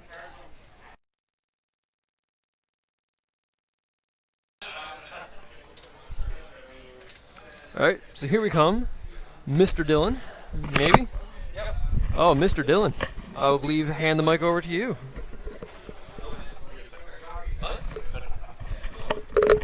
I believe we have a second headset. Yeah. So I gotta say, the Double Dragons, Bimmy and Jimmy, were putting in work, Yeah. having the Double Dragons out. So how'd you find the matchup with Batterymen? It was a pretty good matchup. It's a good day. It's definitely something that's not seen very often. Yeah. I think I should have probably went to Winda, probably first turn. Still waiting for Construct. I think so. Construct, it got you around the notice the M7. Yeah. He must have had double sanctums. I noticed that he played the first moral attack to destroy your dragon. I'm like, Yeah. why didn't he destroy Construct? He must have That- something planned. So. That's what I was thinking too. Yep, but he was in fact afraid of Exciton. That is why he didn't kill it. I was questioning why. But Yeah. I don't even remember you next time. still got it. So when the Construct, I believe they're saying Construct is actually now Contra 3 Alien Wars. So they're making some alien shadows. But yeah, he played pretty good. First game I thought was pretty rough. I mean, Yeah. he just went balls to the wall and just got you. But you almost came back second game though. That was pretty good. Yeah. So does any changes you probably make to your shadows now, or I'm going to go down to 2 Wyvern and 2 Claps now. they're dead in your hand? Yeah. The clogging. They're good in like theory, but then you start drawing them, you're like, oh no, Yeah. I can't do this. But normally for those dragons, I believe you have mostly dark monsters, so Yeah. you run probably I've seen 3 lights and maybe 2 darks, just to have more because you build some of the light Yeah. more often. But what do you run 2 and 2 now? Yeah. That's what I'm going to run now. Okay. It's just another monster you can summon. So. Oh. So. I'm not going over. Oh god. Yeah. So what is your record now? 2-1. 2-1. That's not bad. I mean, we got a couple more rounds to go yet. Yeah. You're still in pretty good shape. I'm not gonna lie, pretty good shape. And so it looks like most of the decks here are Burning Abyss. How do you feel with that? I got a good side deck for Burning Abyss. It's pretty good. You got well, Shadmere is not something you really want to side, No. but I say you probably got some good stuff Yeah. secretly poked away for Burning Abyss. Yeah, Burning Abyss is definitely a troublesome matchup. Even with the decks I have, they're very, very troublesome.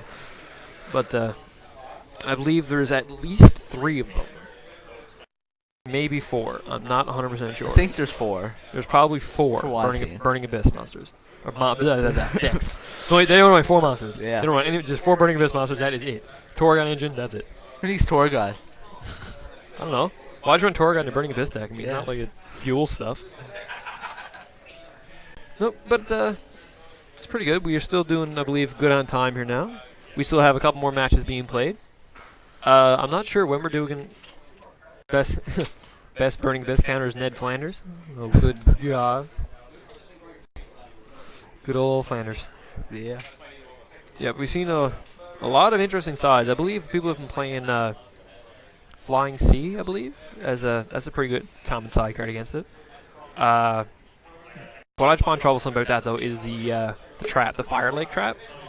Oh, I got 3 wire taps for that. 3 wiretap. I was thinking, like last time I played it, I was playing my my UAs, Yeah. and I couldn't keep the field up because I'd summoned something and Fire Lake gone, Yeah. and it sucked. But yeah, does that? And I think you can recycle it as well, can't Yeah. you? Yeah, that's nuts. That's absolutely nuts. Oh, we are clearing stuff up, I believe. No, we are still playing. How many matches we got left playing? We have. How many matches we got left playing on the go now? Three more. Oh, 3 more rounds in top 8. Okay. So we are having, I believe, 6 rounds. So 3, not including this one, or 6 rounds. Oh man, I hope people brought their feety pajamas. We will be here for a while. So I, in fact, did not bring my feety pajamas. and I am sad. I brought a pillow. You brought a pillow. This guy is prepared for the worst. Power goes out. We're stuck here because of another freak blizzard. Yeah. Screw it. We got a pillow. We got a blanket. He's set. We got Yu-Gi-Oh cards. We got Yu-Gi-Oh cards. Man, that's a night right there. Yeah.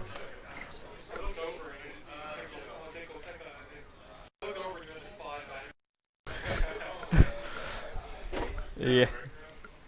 Yeah, I saw the play. I was like, oh my god. Oh man, I was saying Bimmy and Jimmy. Like, never forget out here. So.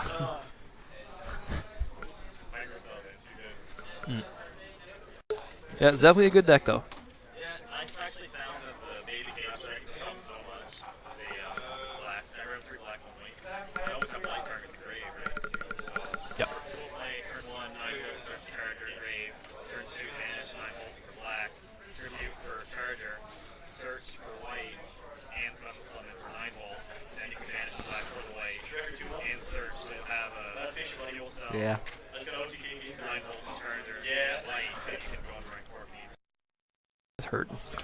That is hurting. Had that hand too, waiting for next turn.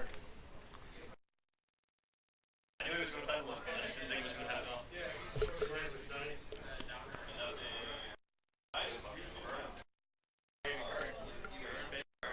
Let me get rid of these, I suppose. Yes, sir. All right, we'll be back momentarily.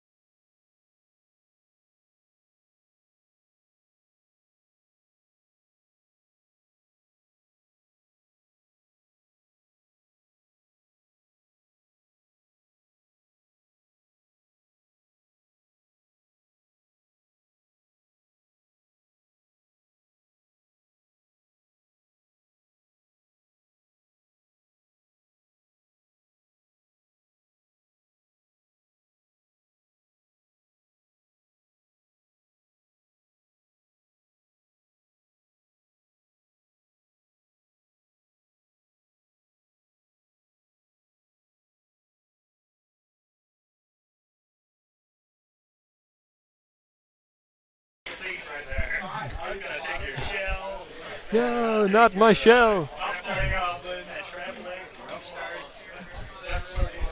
Alright, so we're going to start the next round soon. We are getting settled away to begin. I'm unsure who's going to be on feature, but we will let you guys know momentarily.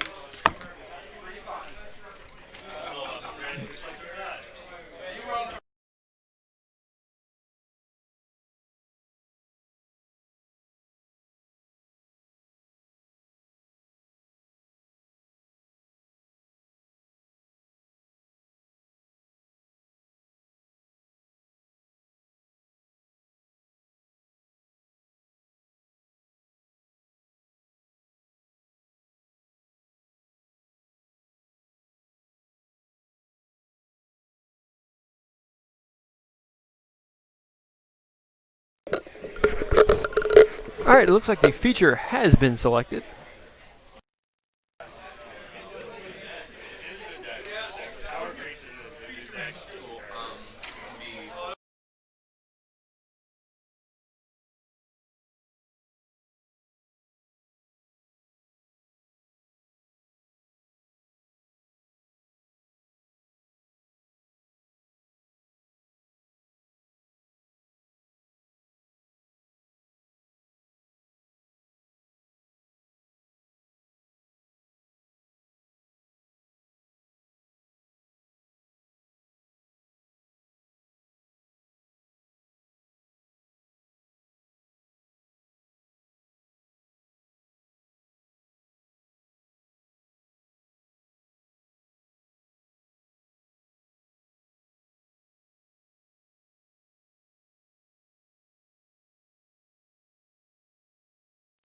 Alright, so we are back. We have Lee Hanrahan versus Jeff Edmonds.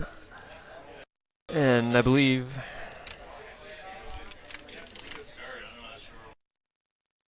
So, we have Lee playing the Lightsworn Shadows, and we have Jeff playing Boojins.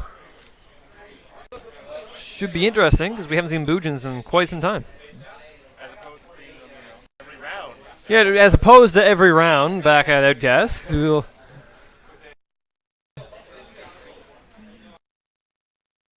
No, after seeing the shuffle, I can confirm I've seen a Yamato, so we are confirmed playing Boojins. It's like, I'll show you everything. Alright, so the shuffling there started. Alright, so we are... this is not 1-0. Good God. Alright, so the shuffling has begun.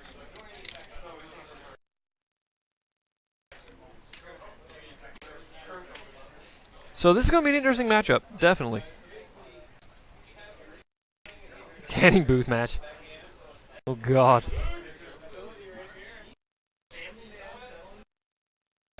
Alright, so I'm not sure if we decide who's going to go first yet. So if you're unfamiliar with Boojins, I don't know who those who are unfamiliar with them. Basically, it's overprotective, the deck. And we have Lightsworn Shadows, which are Shadows, but more Lightsworns. Alright, so Jeff rolls a 4. Lee rolls a 2, so Jeff decides. And I believe he might be going first. Oh, and he opens a Tenki and a Crane and a Hare. That's a beautiful opening for Boojins. So he's going to search that Yamato. So Crane is like honest, doubles the attack of a Boojin. And I believe Hare prevents the destruction of a Boojin for that turn.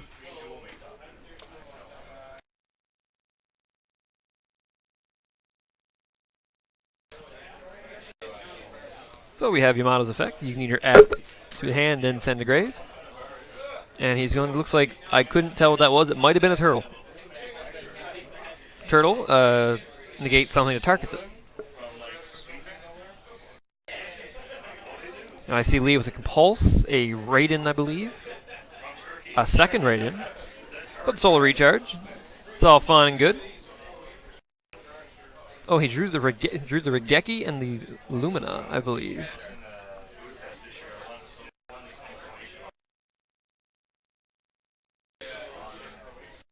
So look at his hand is Lumina, Regeki, I believe. And the Regeki will kill the Yamato right now. So actually, it might be a pretty good play to play the Regeki, but I don't think he's going to. However, it might be worse than probably with a Lance or something. So those two unknown back row. But he mills 2 for Raiden's effect, and milling a Shadow Fusion and a Solar Recharge. Not the greatest mills from that. But that's what Lightsworns do. It's luck. You gotta hopefully get good mills. And if they do mill, hopefully they don't mill the JDE. But you see the end phase Typhoon, and he's hitting the Compulse, which you just set, so no activation. So that's compulsing Yamato at the end phase. Boy, that'd be a good idea, especially if it's not the Bujin player's turn.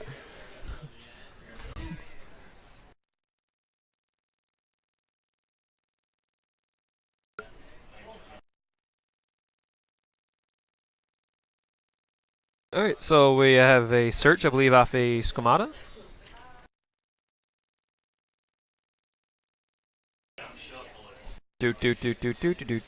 So, what does he send?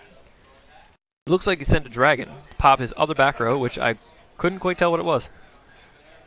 As the camera is just off screen, which kind of can't see his graveyard. That long reach. Yeah, he's got the reach advantage. Oh, he has a second Yamato in his hand. But he summons the hair. Oh, but he summons that emptiness.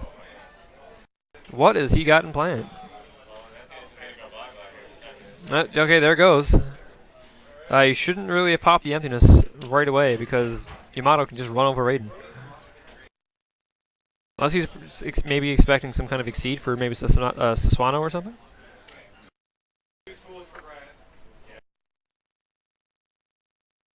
Alright, so he attacks with the hair, just poking them for that damage.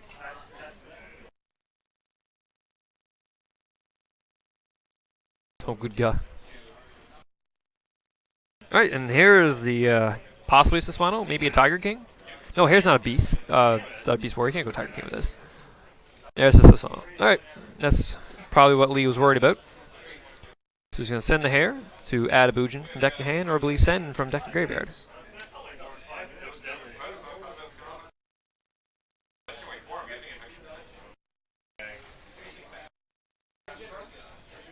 So Jeff, he has a bit of advantage right now. He has a hare in the graveyard and a turtle in the graveyard and a crane in his hand. So his stuff is not going anywhere anytime soon. Especially against Shadows, as most of their things do actually target. So it's possibly worrisome now for Lee. It's his turn. I can't tell what he drew, but he has the Lumina in his hand, and Jeff has no back row. So unless he has an effect available, you can't really stop Lumina right now. We have the grave check. Oh, there's 2 hares in the graveyard. Oh, he's really not going anywhere anytime soon. 2. So 2 hares and a turtle in his graveyard. And an unknown crane in his hand, unknowingly to Lee. But Lumina, looks like it... oh, I see a Judgment Dragon and a Regeki. Unfortunately, Regeki will not do anything right now. Lumina is carding Shadow Beast. Splash back to Raiden. Now, Raiden mills 2. He mills a Lumina, so he gains a little bit of an attack boost. But unfortunately, if he goes to Michael right now, Michael can't do much to Saswano. So he can't run it over because of the crane in his hand, which he doesn't know about. And he can't banish it with his effect, because Turtle can just negate it. So it's a pretty tight spot for Lee, as Jeff really has that monster protected. And so he's thinking about Michael, but that turtle is in the graveyard. And the way Jeff's been playing, he hasn't been adding crane from deck to hand, so he should know that he possibly has a crane in his hand. But the synchro's good. So he's going for Michael. Looks like he's going for the Lightsworn Angel Michael. Now the turtle in the graveyard will prevent Saswano from going anywhere, but he's attacking. And there's the crane.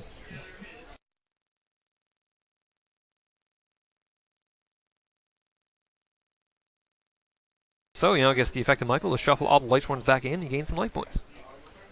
Don't know if that's what he wanted to do, but with that JD in his hand. But I'm actually not sure if JD was live, actually. No, it turns out Judgment Dragon was not live in his hand. It's actually a dead card in his hand right now, which is not good.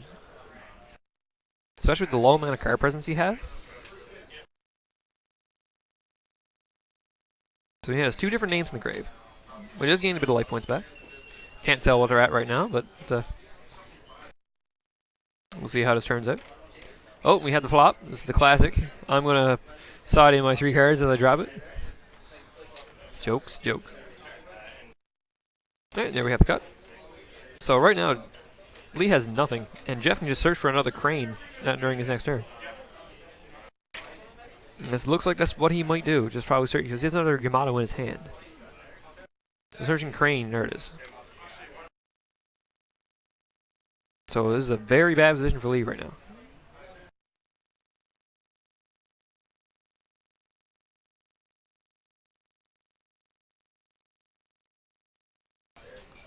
There's another Yamato.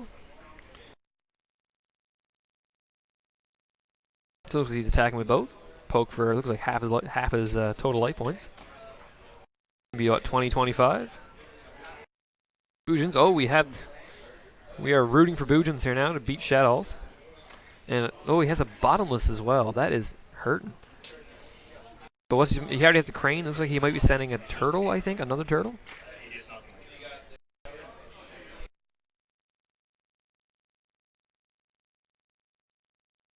Alright, so that's the end of the turn. Jeff will pass from there. So we have a Regeki, a Hedgehog, and a JD. Regeki and JD are not going to be doing anything right now. But I just hope. Looks like this could be really bad.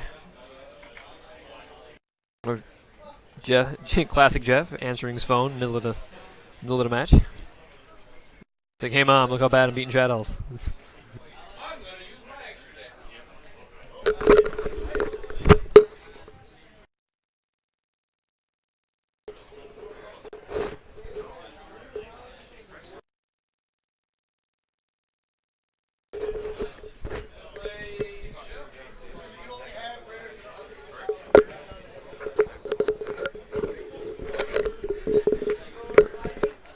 Anyways, that was the game. Jeff had Lee locked down pretty good. There's not much he could do with all that protection.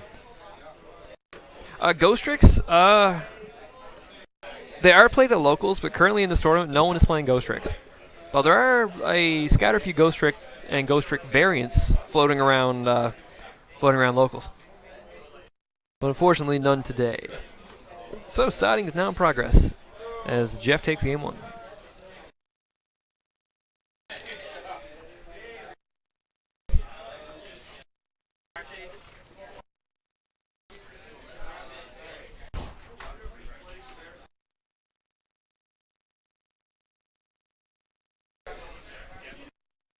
Ghost Tricks are always interesting.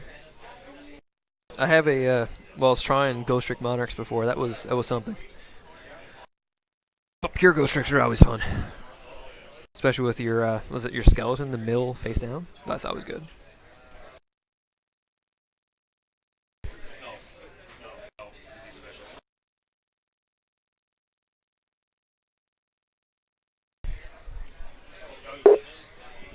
Oh, what was that?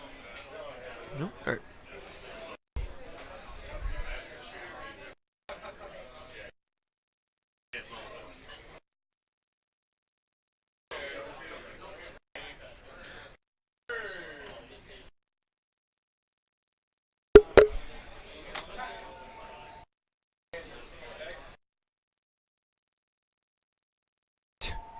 Get that upside down shuffling. Alright, so it looks like we're ready to start game 2. Jeff taking the 1-0 lead over Lee. Jeff playing Bujin. Lee playing Lightsworn Shadows. There's a scatter few Shadow decks here today too. Mostly, yeah, Shadows and Burning Abyss. They're the biggest decks here right now. I do believe we have 2 Quillor decks. Alright, looks like we are ready to start game 2. Now Lee, he lost. He decides if he goes first. Oh, no, we have a big old pile shuffle. So when Lee's done, he can decide if he wants to go first or second.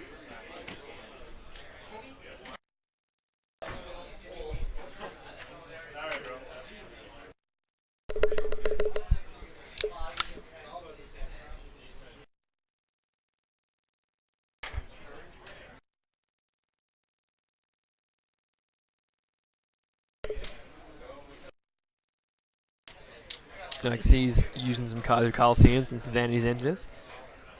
So good in that deck.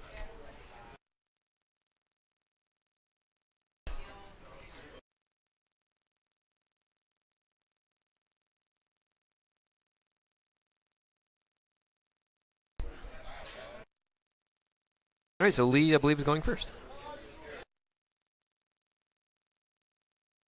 And we got the Solar Recharge. Pitching Lila. Draw 2, and he mills another. Ooh, that's unfortunate. Milling a Solar Recharge and a charge to Light Brigade is really unfortunate. Alright, he summons Raiden, sets 2. Raiden, he mills a Squamata and a Lumina. So Squamata does get the effect. Good old Shadow Squadala, we're off. Sending Beast. Beast can draw a card. Oh, the camera. We are having an earthquake, apparently. Nope.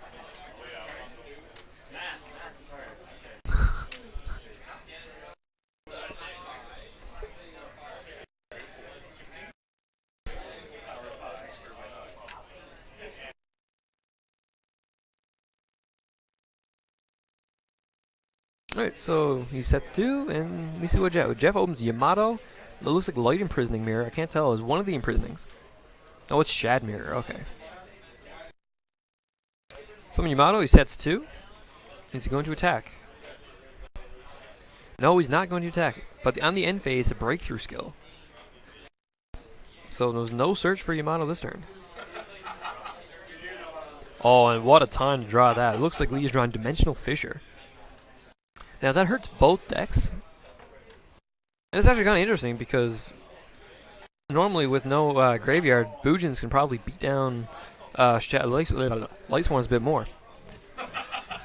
Because you can still use Crane, I believe. And you can still use Honest.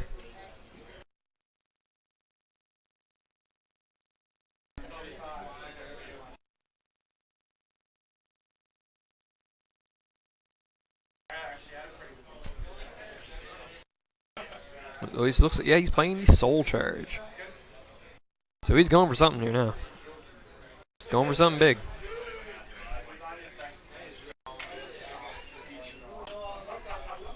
Summons back a Lumina. Oh, just summons back 1 Lumina. And Lumina's effect, he will discard what looks to be a wolf. No, he's not using it. What is he doing? Yeah, he's discarding a wolf. Oh, with the breakthrough.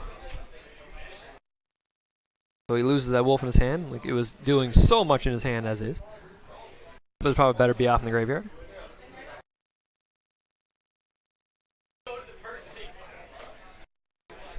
So I believe, let me see, he has a Lila in the grave. So I believe now he has 3 different Lightsworn names in his graveyard. No, he has 4. So right now, Judgment Dragon is actually live.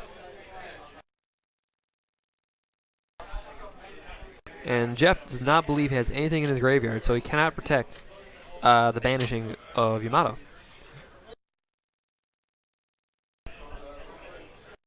So in turn, oh, what a mill. We mill Phyllis, and I believe a dragon. Dragon pops that back row, and that was, oh, that's Shad Mirror. Strange didn't activate it. He actually could have activated the Shad Mirror. Here's the Tinky. Yeah, Jeff definitely could have used the Shad Mirror that time to prevent its destruction because it just negates the effect. But he opted not to. Unless I'm mistaken somehow.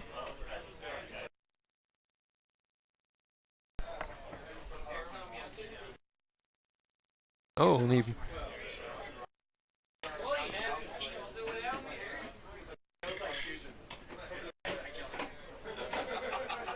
So Phyllis, he can just pop himself to pop a card, but he's leaving him there. Strategy did not actually play the D-Fisher at the end of his turn, because right now with this being up, having the D-Fisher would have helped against Jeff now playing Yamato. It's better to save it and then play it once you have field presence. Unless he might have a Macrocosmos maybe set, because that would be, then again he probably would have played it by now. Jeff's ending his turn. No, he's not playing his? Yes, I don't know what he sent, but he's doing something. I just wish the graveyard was in view of the camera.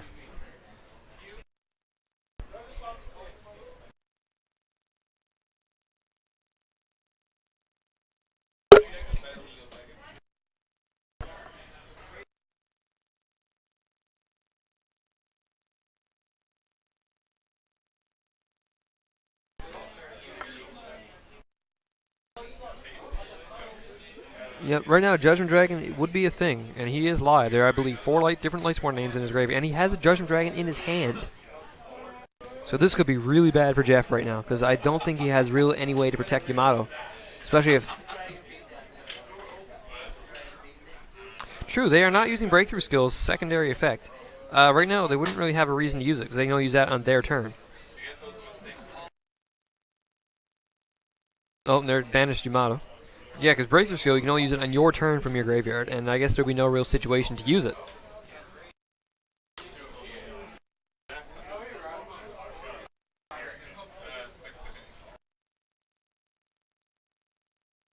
Alright, now it looks like he does have the Judgment Dragon in his hand, and a Dimensional Fissure. Strangely has not played the Dimensional Fissure yet. With Judgment Dragon being live, he should play the Dimensional Fissure.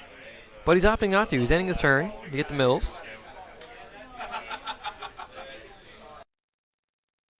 This is a very bad position for Jeff right now.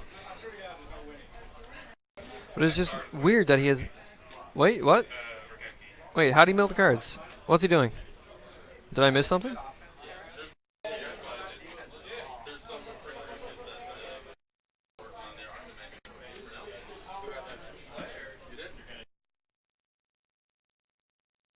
I guess his turn wasn't over. Alright, well, he drops the Judgment Dragon and the Chaos Sorcerer. And that looks like it might be... It's a game, that's a lot of damage. That's 26... 30... Oh my, that's a lot. He's not dead. He's hanging. We living. Now he's going to mill, I think, 8 cards now. So if Jeff can stall him out at this point, he's laughing.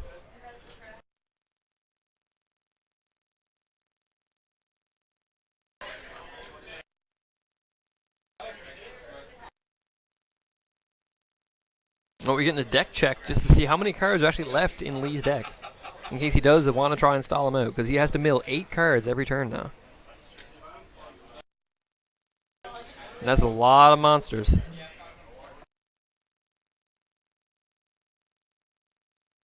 Our Skomata has to send a Shadow if he chooses to use it. So his deck is getting a little thin. If Jeff can hang on, he can actually stall out Lee for him to deck out. And of course, when you cannot draw a card from your deck, because there's none left, you lose. So Lee is putting on the push right now, but his deck is getting pretty thin.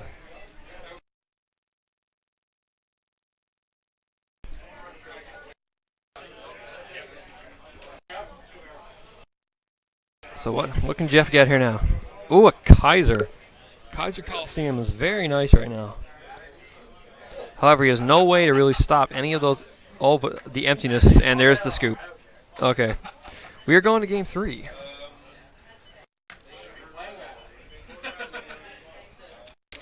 So Lee with a huge field, and Jeff just not being able to get things going. That initial breakthrough skill probably cost him the game, because he couldn't get the engine going.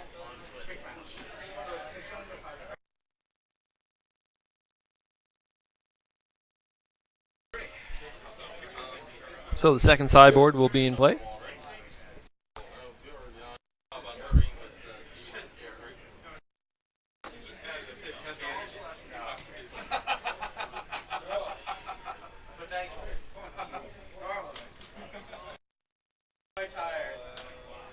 Ooh, I do see a Curse Seal Forbidden Spell. That is a card that's getting more popularity, especially with Quillorts around. Shadow Fusion, hit that, that's gone. Quillort Scout, gone. Can't play it again. It's a good card. It's a very good card. It looks like he's siding out some stuff, siding out the Compulse maybe.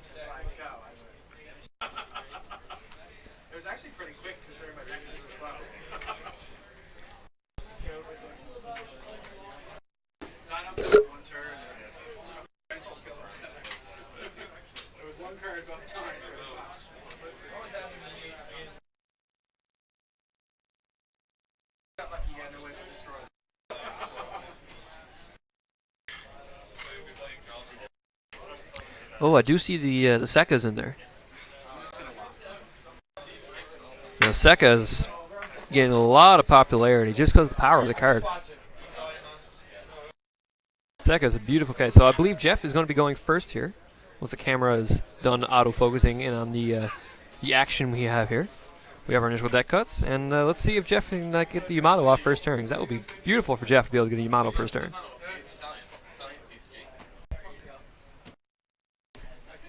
Alright, let me see. I do see he drew a hare, an honest. He's going to summon the hare. He's going to set a Typhoon, and I don't know what that one, but he does have a Kaiser Coliseum. Now this can really, really screw up a player if you have no out to Kaiser. See, I do see a Mirror Force, which is actually not bad against Boojins because it doesn't target. We discard the Wolf for Solar Recharge, draw 2 to mill 2. We milled a Lila and a Lila. That really sucks when you are facing a Kaiser Coliseum. Does he have an MST? That looks like a Shadow Fusion. I can't tell what that is at this angle.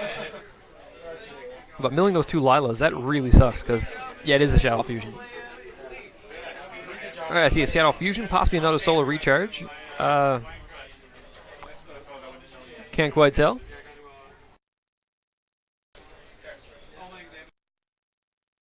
Alright, so Lee facing down an Unknown 2 back row and a Kaiser Coliseum. And unfortunately, milling those 2 Lilas are 2 outs to Kaiser.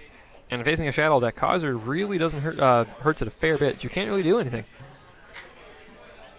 Oh, he's going to set a monster. Maybe gets a Raikou to it. Oh, and the end phase space kills the Mirror Force. The Mirror Force being a good card against Boojins, just because if you have no hair in the graveyard. But Jeff has a Crane and an Honest in his hand. He's going to summon the Crane, which I don't believe you can use a Crane on, but he's on a hare. This could be going to a Saswano to search for a Yamato, I believe. Unless he has something else in mind. Nope, he is going to go into it. And he's going to discard that hare, which is a very good idea to stop the destruction of a Boojin. Now, it would be best for him to search Yamato right now to get the deck going. He does have a Yamato, doesn't he? He should. He should. He does have an Honest in his hand. So he's not really worried about being run over. And not worried about being destroyed because of hair in the graveyard. So the only real thing he could be worried about is a Michael being dropped because he can't stop the bandit unless he just sent a turtle. I can't tell what he just sent because the graveyard is off screen, but he sent something. He didn't add a Yamato. So that might have been a turtle to protect him from the Late Sworn Michael. Right now, if it is, he is fully protected from anything we can do to him right now. Oh, it is a Shadow Dragon. And I believe Dragon returns a monster to the hand when it's flipped face up. But looks like he must have had a turtle to negate it. So he still has the Kaiser. There's a Shadow Fusion. Now he could go into a construct here and just run it over, because it was special summon. He has no worries about Honest or Crane, so that would be the best idea to go into. Would be the construct right now. Window would be actually kind of a terrible idea because the deck for Boojins doesn't really special summon very much, and when they do, is only once a turn. But he's using from his hand a beast from his hand, and okay, so what else are you going into? I hope it's a construct. That would be your best out right now. Is he going for a window?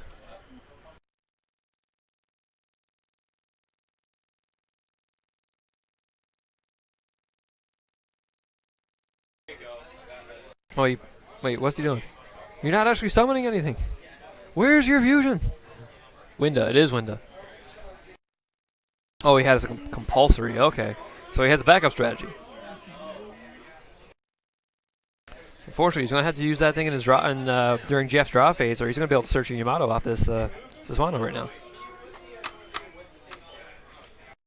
Well, unknowingly to him, he has an Honest. Oh, but he has a Chaos Sorcerer. That's why he's not worried.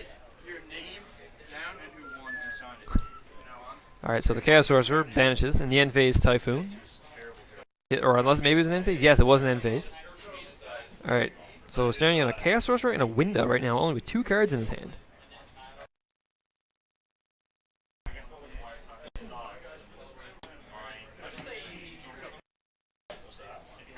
Oh, he has a Sokka and an Honest. Now, it would be... Ooh. So this is a pretty good thing, but the Chaos Sorcerer is worrisome. The window is probably not too worrisome right now, but that Chaos Sorcerer could be something to scoff about.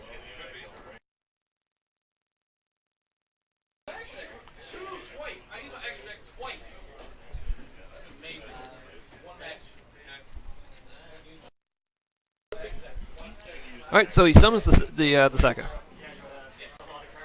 So if you're unsure with Sekka, when you control no face-down spell and trap cards, neither player can set spell or trap cards nor activate ones that are already set on the field. So he's going to attack the Chaos Sorcerer and drop the Honest. So that's 1,700 to the face. More importantly, that Chaos Sorcerer is out of play. By out of play, I mean destroyed. Because it doesn't banish, because that will be broken. Unfortunately, Jeff has no cards in his hand, and he's staring down a Winda, and Winda can just simply run over Sekka. He has a Solar Recharge, but fortunately, get that back.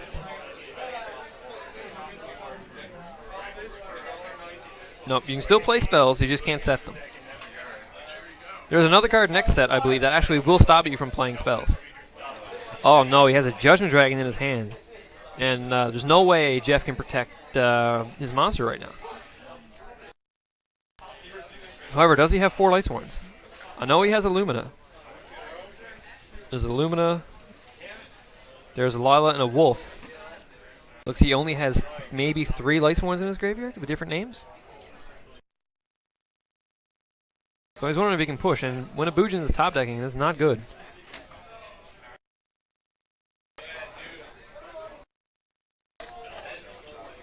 He's going to summon the Lumina, maybe?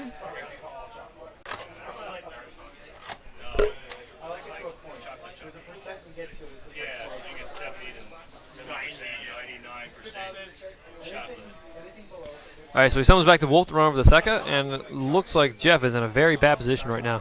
Staring down a Winda and a Lumina.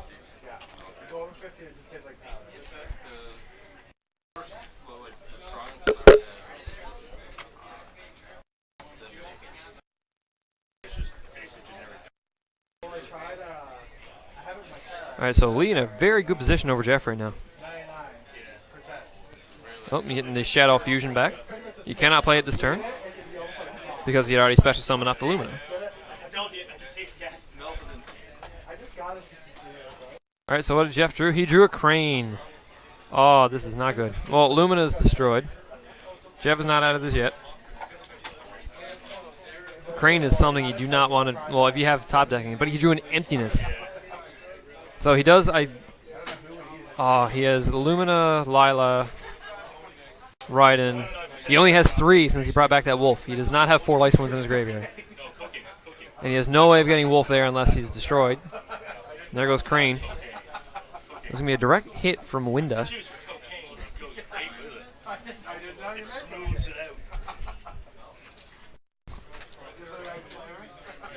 Alright, so this is he has the Emptiness. Oh, he's going to activate the Emptiness.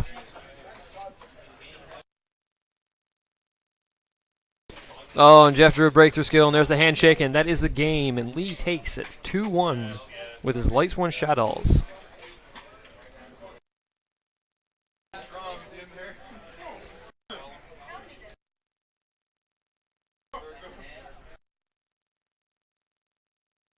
So Shadows taking the victory over Bujins in round 3. Is it round 3 or round 4? This is round 4 out of 6. Oh, and Lee siding in a Dirge. I don't think Dirge actually hurts Bujins that much. But, I don't know. Maybe he was really worried about Susano or something. But, yeah, so the game's over. We'll get back to you guys momentarily.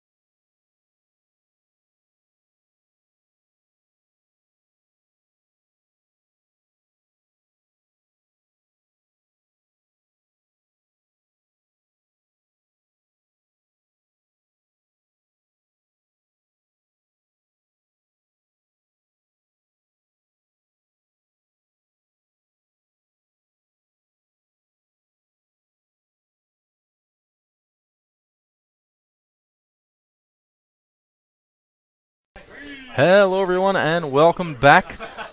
Steve has taken a break from the commentary for now, and this is Dave again.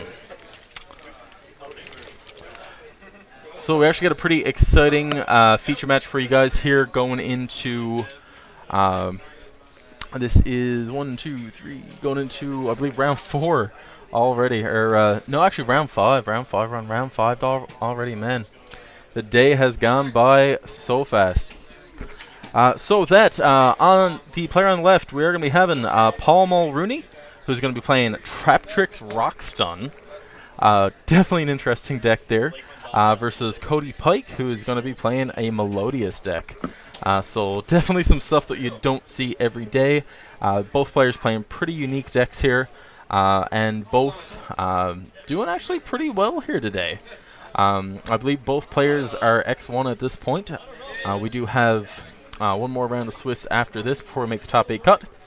So without further ado, let's dive right into this match here. Paul opens up with 2 set back rows, and Cody has the normal. I don't even know the name of it. That's how rogue this deck is. Solo first movement, I believe, is the name of that. But looks like that got hit with a solemn. He's following that up with a foolish burial. Going to be dumping something into the graveyard here. Yeah, you will have to forgive me this time. Like I said, I've never properly seen Melodious running before. I haven't really used them myself, and even some of the card names I will learn along the way.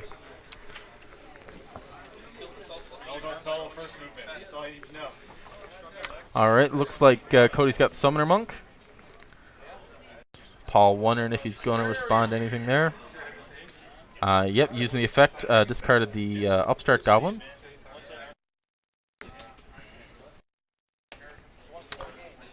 Yeah, that brings in another Melodious monster, so he can go into a rank 4 here if he wants to. For what I do know about the deck, actually, Summoner Monk is actually really important. All the Melodious monsters tend to get better effects when they're special summoned. So doing so by any means necessary, especially Summoner Monk, is actually a pretty good choice.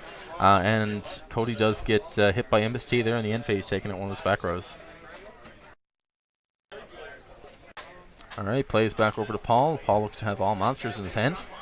Some Quacky Meru there, kind of the staple of Rock Stun. Shuts down the opponent's moves. Starts off with the Wall, who's the he contributed himself to negate a spell. Definitely good to keep that solo from resolving. He's making an attack, takes out the Summoner Monk. Is he going to be doing anything else? Yeah, he reveals his rock so that the wall is not destroyed, and looks like we're going to have another Melodious monster brought back by Paul the Haunted in the end phase. And he does use the effect. Will Paul respond?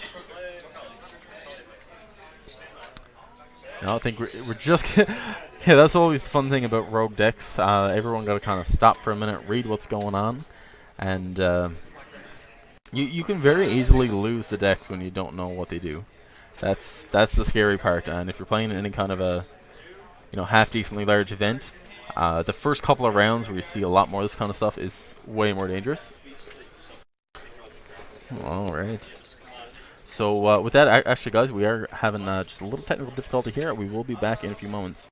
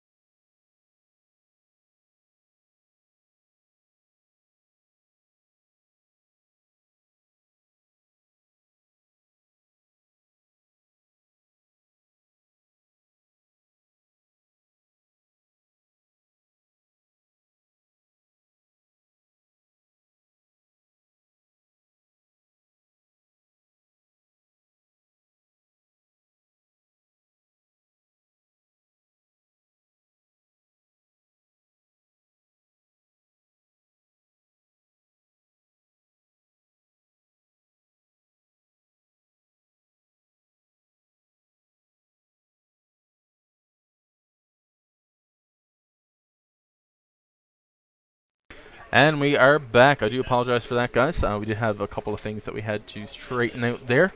With that, it actually looks like Game 1 just finished while I was away.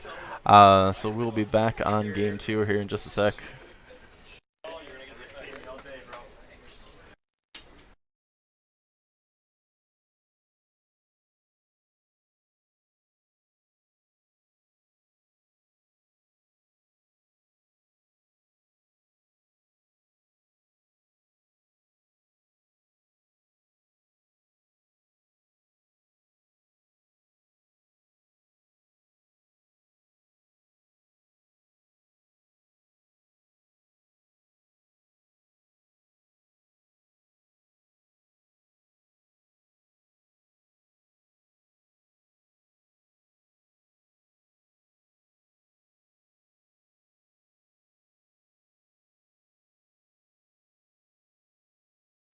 Alright guys, just had to correct a couple of things at the table there.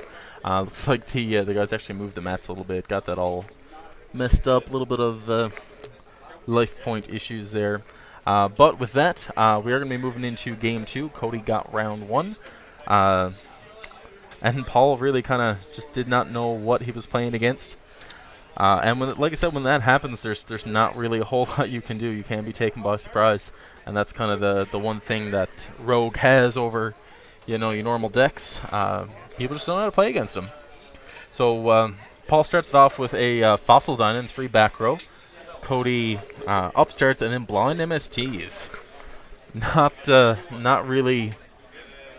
Oh, and he actually hits the skill drain. Definitely would have been better to wait for that skill drain to activate before each, and then chain the MST as opposed to just, using a blind. You never really want a blind MST unless you're kind of a little bit desperate. You want to be able to just, make your push for game, or, you could have 2 MSTs and just want to take out both, and it's not really as blind there. You're just making 2 separate plays. So he does summon the Curry Bandit, sets 2 back row. End phase effect for the Curry Bandit. We have a Solemn, another Curry Bandit, an Honest, Foolish Burial, and another Summoner Monk. So he does have choice between Foolish and Solemn at this point. And he takes Foolish Burial.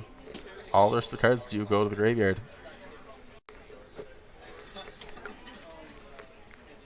Alright, plays back over to Paul. Just checking this back row there. I know he does have a Myrmelio in hand, so he can make a move there. Yeah, he does summon the Myrmelio after switching the Fossil Dyna to defense. Does not want that to die off easily. Cody's deck does focus a lot on special summons, and having that Fossil Dyna out will slow him down considerably until he's able to get rid of it. He looks like Paul's actually going to be searching the Time-Space Trap Hole. Bit of an interesting choice. Most players will usually go to Bottomless first, unless Bottomless is one of his set cards. If that's the case, then that would make perfect sense. That's not a lot of the cards that Cody's using activate on summon from what we've seen so far. So definitely looking like Paul's got a fairly solid field here. Just in the early game of round 2, and looks like Cody actually activates Oasis of Dragon Souls. So that's just gonna bring back a Summoner Monk in defense. It's now treated as a worm type, kind of like a more like a defensive Call the Haunted. And yeah, Paul does have his Fossil Dyna up, so that summon does not happen. The attack with Myrmelio does go through, bringing Cody down to 6,400. Alright, turn is back to Cody. What is he going to do? He does have the Foolish Burial in his hand from the Curry Bandit search not too long ago. He is going to activate it. Going to be sending something to the graveyard. What are we going to see? One of the Melodious monsters, I believe Arya is the one that he sent there. See if he is going to be able to break Paul's field. That's the interesting thing about Rockstone, especially with Trap Tricks added in. It's going to be pretty tough to break, especially since they run a lot of disruption and a lot of cards that just don't really let you play your strategy the way that you want to play it.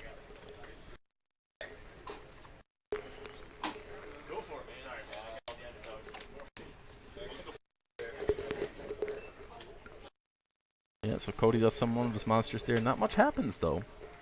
And play passes right back over to Paul. Paul draws Duality there. Probably going to use that since he can't special summon anyway. Might be able to get a Quackimero monster or something like that. Be able to put on more pressure. Because really the only thing that Cody has here that's any kind of a threat is potentially that back row, depending on what it is. So Paul looks like he has Quackimero Wall, a Deep Prison, as well as a Block Golem. So Block Golem's actually an interesting choice in this. He can be used to get some more rock monsters on the field. You don't really see it a whole lot, but definitely a surprisingly powerful card, especially for this kind of a deck. Deck that's not really too popular anymore, but there was a time where Rockstone was actually a pretty common threat that you used to have to keep your eye out for.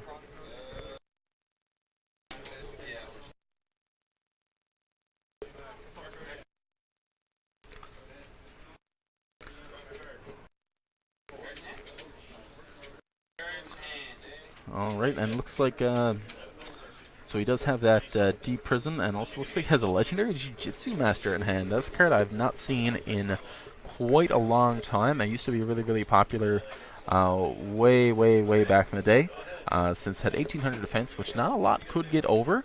I used to be able to tie with Stratos and a lot of other commonly blade monsters at the time, and just get some sent right back to the deck.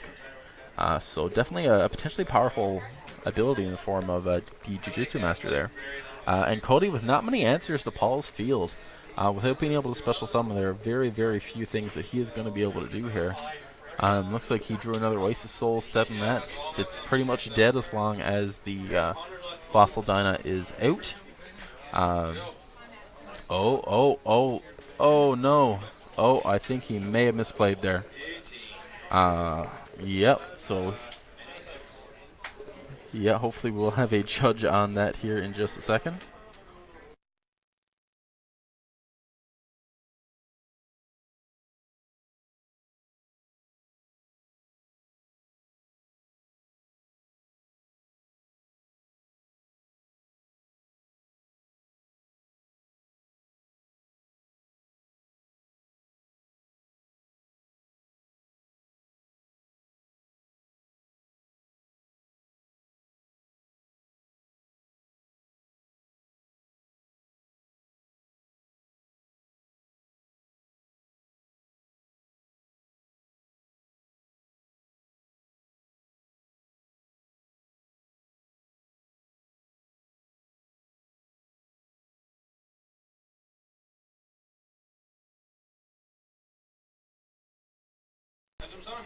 Alright, so we did have to kind of interject a little bit there and get one of the judges to go out and get that straightened away with. But play is back to normal.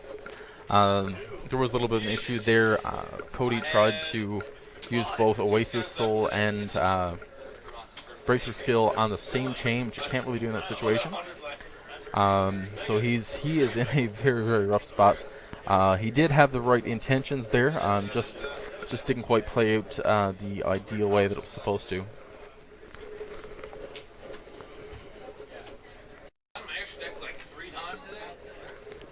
Alright, Cody just wondering what he's going to do there. So now that, now that the Fossil Donna is negated, he can use Call of the Haunted. So he does bring back one of the Melodious monsters there. But the big question here is, what is going to be the follow-up? Since he's yet to be able to do anything to Paul's field. Paul's got a very well-established field. Monsters aren't too big, but and he does Solemn the Call. So really doing exactly what the deck's supposed to do, and just putting the stun on Cody, preventing him from actually being able to play out a strategy at all this time. Yeah, even in terms of card economy too, Paul is way ahead. He does have 5 cards on the field, but 4 cards in hand to Cody's 2 dead cards on the field and 3 in hand. And with that, looks like that is going to be the end of round 2 as we go into round 3 in this. Paul just completely dominating that match, setting up a good field early on, preventing Cody from doing absolutely anything in that match. However, we just still have one more game to go, and looks like Paul is slowly starting to figure out how the deck works, and we'll see very shortly if he's going to fall prey to to the whole rogue strategy once again. Come on, yeah. It's the first time I pulled it off today. Okay. I got my Trevor going. Yeah. So if any of you guys out there who are watching are interested, we do have local tournaments out here at Midgard Gaming every Wednesday at 6:30 and Sunday at 12:30. So if you're interested in Yu-Gi-Oh but haven't really hit the tournament scene before, definitely come on down. It's only $5 for the entry for the tournament, and our usual turnout is, you know, somewhere in the 20s, about 4 or 5 rounds every time. Lots of fun. Really, really great community here overall, and I do highly encourage anyone who isn't already regular to come on down, try it out, and have some fun playing the cards with us. Alright, so it looks like the guys are finished their side in there. We are going to be starting in on round 3. So Cody does get the pick of whether or not he wants to go first. And is he going to take the first play? What's your record right now? 5-0. Yes, he will. So he's summoning the Summoner Monk. Looks like he actually pitched the Soul Charge. Very powerful late game card, but again, he does need to get a pretty good field set up first in case Paul drops another Fossil Dyna or anything that's going to stop his special summons. That's the interesting thing when it comes to Rockstone, actually. If you just get a really, really big field up and don't attack, they've got very few ways to actually just deal with your field. They run Grand Mole and usually just Raigeki, sometimes Dark Hole. But aside from those 3 cards, they really don't have any way to deal with a big established field, especially if the monsters have 2,000 or more attack. So, plays back over to Paul. He pops the back row with an MST. Still has 5 cards in hand. How is he going to handle the 3 defense position monsters that Cody has? Looks like he is going to be summoning the Quackimeru Wall. Definitely a good choice. Able to run over the Summoner Monk in that case. Along with 2 back row. Passes play back over. Did not reveal for his cost, but I did say he did have a rock monster in the hand, so they may have just verbally communicated that in that case. Cody still has the 2 monsters in hand. Special summons another Melodious monster in defense. Will Paul have a response? Something like a Torrential now could be devastating here, taking out all the field presence that Cody's managed to build up. So he does switch it to attack position. Just double checking the effect of one of the other monsters here. I believe that is the one that boosts attack. Is Paul going to have a response? It looks like he does have that D-Prison down. Is he going to activate it? No, he actually lets it die. Does take the Solemn. Alright. So it looks like he is going to be taking the 300 points of damage there. Alright, turn is back over to Paul. Looks like he draws a Grand Mole. He does have a Myrmelio and a Fossil Dyna in hand. By the looks of it here, best play would be to set that Fossil Dyna and let all these special summon monsters get destroyed when it gets flipped face up. Alternatively, he can't summon a Myrmelio, attempt to attack over something. No, he actually chooses the Grand Mole route here. Pretty interesting. So he's going to be bouncing back the attack booster back to Cody's hand. So Cody does have 2 of those in there now. And he passes the play right back. Alright, looks like the same monster hits the field again. And tries to attack, and he does get hit with that D-Prison. So, both players getting, not too low on resources, but they're definitely into the mid-game proper now. Paul's yet to keep an established field on the board, while Cody has always had multiple monsters out ever since this game began. Hasn't really been able to make a whole lot out of it yet, but only time will tell.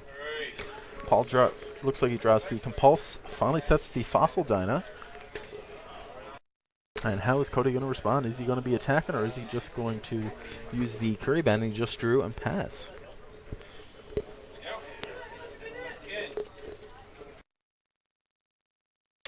Oh, and we get a Tribute, and oh wow, looks like we do have a Tribute Summon monster there.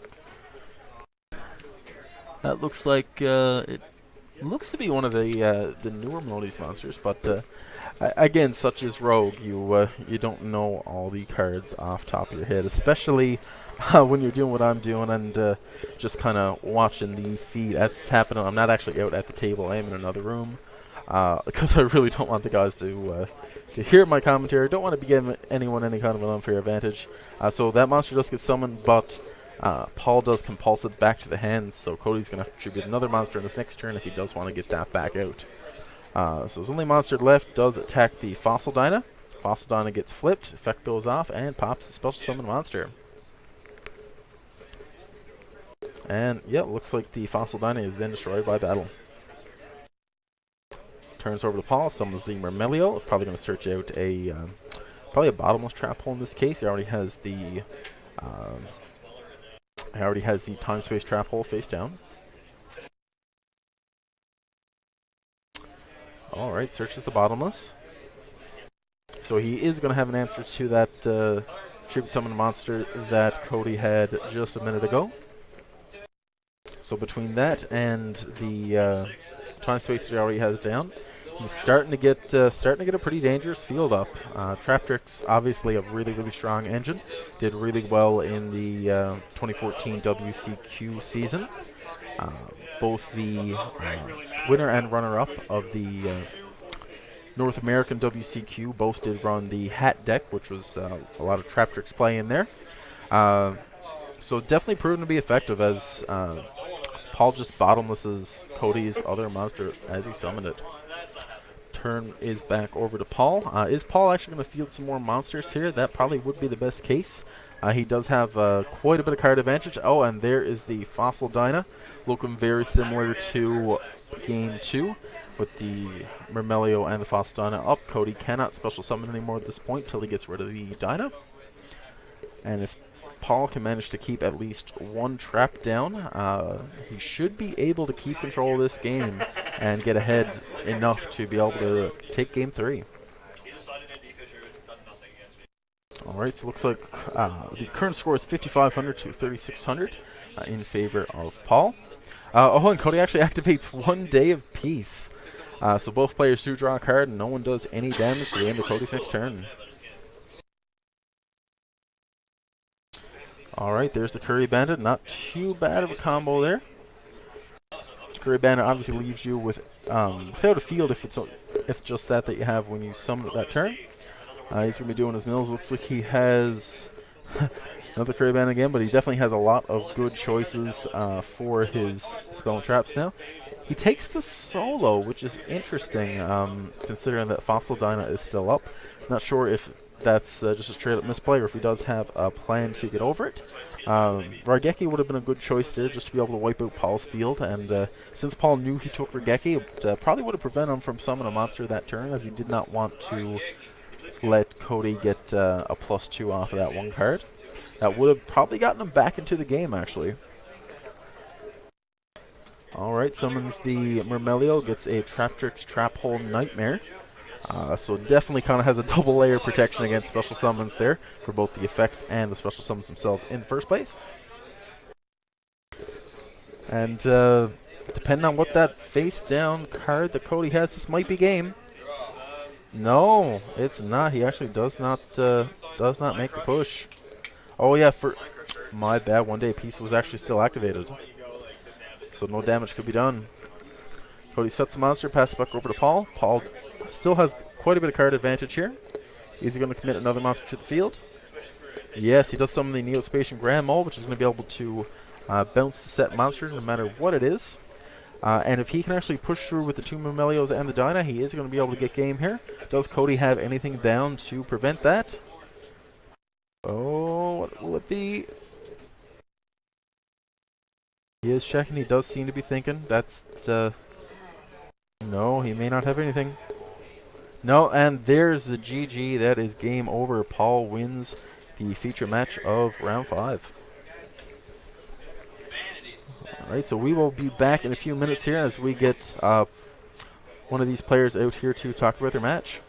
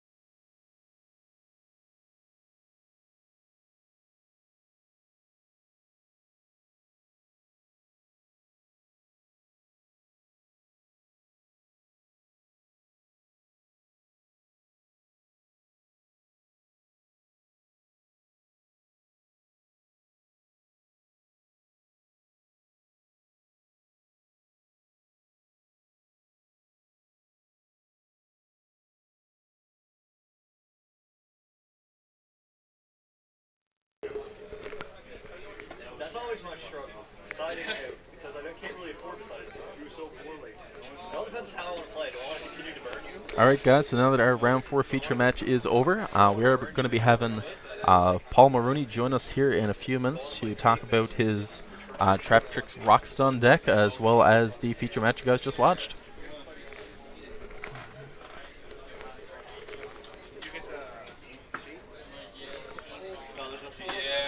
Here he comes. He's navigating the crowd that we have in here today.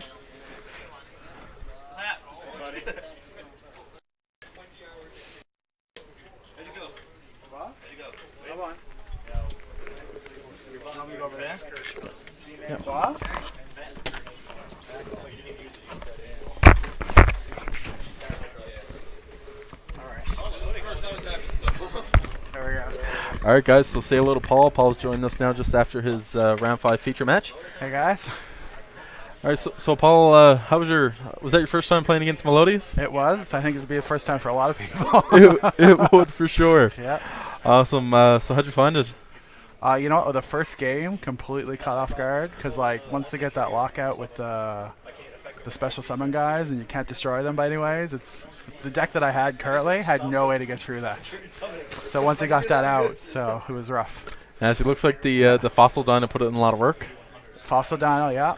And my strategy was at that point, I had to shut down the summons as they came out before he got the combo. So my goal was to like, because a lot of my bottomlesses and stuff like that were useless once he got the special summons. So I had to like stop them right before they even got out. Yeah, So use them before you ideally want to use them. yes. Just So get I rid had of a lot them. of useless cards like the space time and stuff like none of that could trigger because there was no effects when they came out and Yeah, did not see an extract monster by Cody the whole game. no. So and then I don't think they need it, right? No. They got a I bunch of didn't like think- huge guys that can't be hurt by anything. Yeah, So excellent. So what made you decide to run the Trap Tricks Rock Stun? well, I was running pure rock stun before, and I was running card Ds for card draw power, and I just found the trap tricks is more consistent because instead of just drawing the extra 2 cards, whatever, you're thinning your deck a lot quicker with the trap tricks, and you're drawing out actually stuff that you can use, so you're guaranteed. You're getting the same kind of draw power, but you're getting stuff that you can use right away rather For than sure. chance. So consistency. Awesome. Definitely probably the most unique matchup that we've had today for sure. Not something you'll see every day. But definitely good effort by everyone. And so what's your record so far today, Paul? That'll put me 4-1. 4-1? Yep. Awesome. So one more round left for the top 8 cut. Yes. I think I So- played everything but Quill, so that'll be the last Everything one. but Cleaforts, yeah. Yeah, Cleaforts are they're rough. Yes, I managed to take down the Shadal, but then I lost against the Burning. Yeah, for Yeah. sure. Awesome. So with that, we're going to finish up and get the next round started here pretty soon. So thanks for coming on, Paul, and No problem. good luck in the last round for the top cut. Thank you.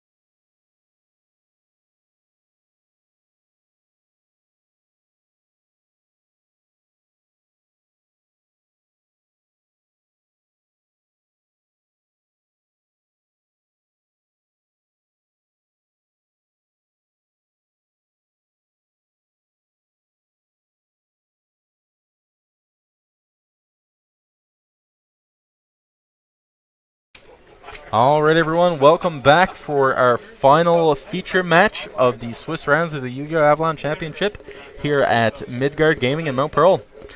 So for the final Swiss round for the day, we're going to be having Blake Comden, who's going to be playing a 60-card Shabis Artifacts, also known as the infamous 60-card control deck that was made known at the YCS before last. Blake is one of the most seasoned players here at the tournament today, as well as just in the community here in general. So really excited to see what he's going to be bringing to the table, both literally and figuratively. And his opponent today is going to be Stephen Kennedy, who's going to be playing Lightsworn Rulers. So definitely a pretty good matchup for us to take a look at. Lightsworn Rulers, very unpredictable, very aggressive, and they can definitely steal games if you're not prepared for them. But the 60-card Shabis Artifacts is definitely made to kind of bring things into the end game. Kind of let the match drag out far too long sometimes, but still able to maintain a high level of resources throughout the entire game with lots of options the whole time. So after our current match, we are going to be making a top 8 cut, for which we'll be doing one feature match for each of the remaining single elimination rounds. And after that's all done, we will be doing a quick interview with the winner, along with a couple other things for you guys to check out for our coverage in today.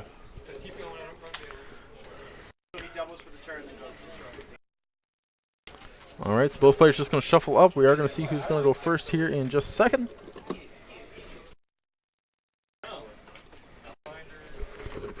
Alright. One thing I will say for you guys, though, it has been a boatload of fun out here today. First kind of bigger tournament that we've done on just simply on a local level. If you're not too familiar with the area here in St. John's, Mount Pearl, and surrounding area, it's not super densely populated, not a little bit out of the way compared to what some of the other bigger cities in the country are. So we all stick together. We all like to make our own fun, basically, and that's really where this is coming from here today. As I mentioned earlier, if you do want to check out our coverage after the fact, or if you want to check out some of the feature matches from earlier today, please keep an eye on the Twitch channel that you're currently watching, twitch.tv/MidgardGaming, as well as later on this weekend at youtube.com/RepublicaDuel. Alright, so we're getting this game underway here now. Steven did start off with the Summon Wolf. Blake is over with a Squamata and 3 back rows. So Steven really going to have to watch out here with both, I should say with all 3 of the Shadal's, Burning Abyss, and Artifacts. There's a lot of really dangerous effects in Blake's deck. Assuming he can get to them. One of the kind of the risks of playing 60 cards is you do actually need to be able to draw into your 1-ofs, your 2-ofs, and even drawing your 3-ofs can be a little bit difficult sometimes. But the reward for it can definitely be worth it. Alright, so looks like Steven is going to be making the Lumina play to bring out an Aaron. He's got 3 monsters fielded so far. And just taking a quick look, looks like he actually has at least 1 Judgment Dragon in hand, as well as a Tempest, so he can potentially make some bigger plays a little bit later on. Oh. And not really sure what he's planning on doing there. No, looks like he was going to dig in the extra deck, but decided not to. Well, he may be playing something there. Looks like he does have a pretty even balance of Synchro NXE's monsters in the extra deck. So about what you'd expect from Lightsworn Rulers. Perhaps we'll see something a little bit crazy later on. We might see a Michael, we might see a Dracosac, maybe even a Felgrand or something like that. Looks like making an attack. Will Blake activate a set card? He is thinking about it. But does he have a Burning Abyss monster to discard for what looked to be the Wind Blast? No, he actually uses Rainbow Kuribo. That is crazy. Hits the Wolf with Rainbow Kuribo, so Wolf cannot attack any longer. And the other 2 monsters that he has out will not be able to attack over Squamata, since Squamata does have quite a bit higher attack at 1800. Definitely puts Steve in a little bit of a tough spot. Looks like he's going to be overlaying the Wolf and Aaron, getting rid of the Rainbow Karibo. And he brought out a Sullen Honor Arc. But a little bit of a risky move since he's not going to be able to grab that Squamata. And now he has an extra deck monster out. Blake Shaddoll fusions are very, very dangerous. So we do have these Sinister Shadow games in the end phase by Blake. Blake kind of debating what he's going to be sending there right now. Does not looks like Steven has one back row, so he can't send a dragon to get rid of that. Or he can look at sending a beast or a Falco to be able to get a good follow-up play next turn.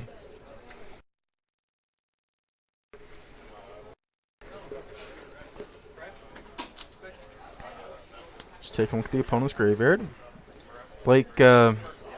As anyone who's played Blake before, you know he's very methodical, very meticulous, and very calculating, which definitely does lead to part of his successful dueling career. All right, so looks like he does send the beast, so he can draw a card.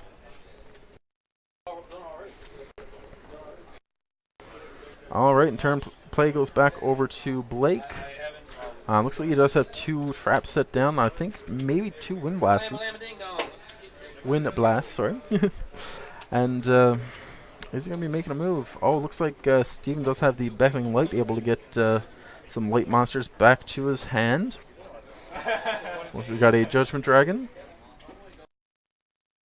a Lumina. Alright, just 2 cards there. So we got a Judgment Dragon and Lumina in hand. So definitely a pretty good option if he can get the 4 Light Sworn in the graveyard. I think he is 1 short so far, though. I would just... oh, no. Actually, just look like he has the Minerva. So if Blake gets rid of the Sullen Honor Arc or even summons a monster that's a target for its effect, he can actually get hit by a Judgment Dragon Field Wipe, which would not be great for him at this point. Yeah. As I mentioned earlier, Dragon Ruler is definitely a pretty dangerous deck, especially the Light Sworn variant. Even now, with 1 Soul Charge as opposed to 3 back last time they were popular, it's, you know, it can still take a lot of games by surprise just because of Judgment Dragon and being able to field a bunch of Dragon Rulers in 1 turn. So Blake does go the route that we mentioned before. He does activate the Shaddoll Fusion, able to fuse using monsters in his deck this time. Cool thing about the Shivas Artifact build is you've got not only the artifacts in the deck to be able to bring out Construct, but you've also got the Burning Abyss monsters in the deck to be able to activate their effects and summon a Winda as well. So we're going to see, looks like he's going to be sending a Falco. What is the second card going to be? That will determine what fusion he's going to be bringing out. Are we going to be seeing a Construct who's going to be able to take out the 2 materials, or are we going to see a Winda who's not going to be able to be destroyed by Judgment Dragon's effect? No, looks like we actually see a Graph. Yep. So that means we are going to be seeing a Winda on the board here in a minute. Unless he's taking that back. No. He is second guessing his choice.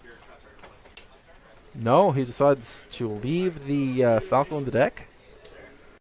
Send in the Graph. And we're going to send a Beast. Well, again, very methodical, very definitely thinking it through.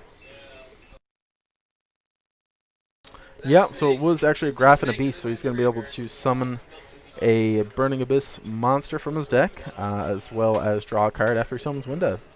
And Winda with that 2200 attack is going to be able to attack over the Sullen Honor Arc controlled by Steven. Won't destroy it, just due to Arc's effect. Although Steven could also actually just let the Arc die just to have the names in the graveyard for Judgment Dragon next turn. Blake using the effects of the Yarded monsters. What are we going to be seeing from Graph? Of course, anything that does get summoned at this point is going to be destroyed by its own effect. So it looks like we're going to see a Scarm, and that'll obviously let him search a tour guide to be able to use on this next turn. And now we'll see what he draws from the Shaddoll Beast.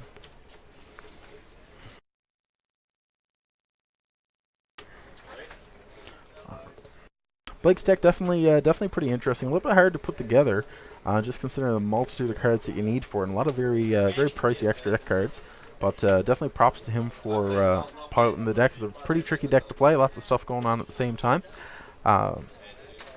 And not too bad of a meta choice right now. I mean, you still have the basics of each engine to be able to make your plays. And the deck actually has a pretty decent matchup against Pure Burning Abyss, and to an extent against Shadal's. Depends on which exactly which version of Shadal's that it is. The current version of Shadal's obviously being able to use El Shadal Fusion, which the 60-card deck that Blake's running can't really utilize to its fullest. But still remains a threat nonetheless. So he does get that Winda out. He may be able to... Yeah, so he does attack the Arc. And he does let the Arc die. And then Squamata is going to be... Oh, no. Is he going to leave the Arc? No, he actually just detaches so the Arc does not die. And Squamata's going to be attacking over Winda. So Steven does look to be in a pretty good position here now. Might have actually been better to just let the Arc die. However, Blake does have some dangerous traps down. If there is a Wind Blast, he's going to be able to spin the Judgment Dragon back to the top of Steven's deck, and pretty much make a really nice push on the next turn to get either get Steven way down in life, or maybe even end the game right there. Looks like Blake is going to be setting a monster and searching a graph for next turn. Definitely an interesting choice. He may have already had Torguide in his hand at that point, which would be why graph was searched. That is kind of telegraphing what your hand is if that is the case. But the big question here is, will Steven even realize it? And if he does he have the resources available to be able to do anything about it? That's the thing when you're playing this kind of a deck. Blake way ahead in resources. However, Judgment Dragon is the wild card there that's able to kind of act as an equalizer and get everyone back on almost even ground. Obviously, if you control the 3000 attack Judgment Dragon, it's not, you can't really call it equal, but it's still brings you back just in terms of card economy. So it looks like Steven's going to be summoning the Lumina, pitching a Gar off to summon another monster. What are we going to be seeing here? He is looking through his graveyard. He does have the Minerva in there, who can be used as either a tuner or can overlay for a rank 3. That seems to be what he's debating right now. And of course, when Minerva's sent to the graveyard, he can mill again, so he might be able to get lucky and get another good mill off there.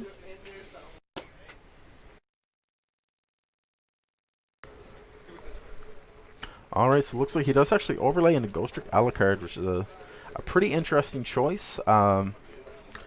Maybe not the best one for that situation, since Blake does have multiple back rows, and most of the back row in his deck is chainable, so he can still make a threat to Steven's field, even if the card that gets targeted by Alucard is going to be destroyed. Of course, Alucard could also target the monster itself, but that is not going to happen.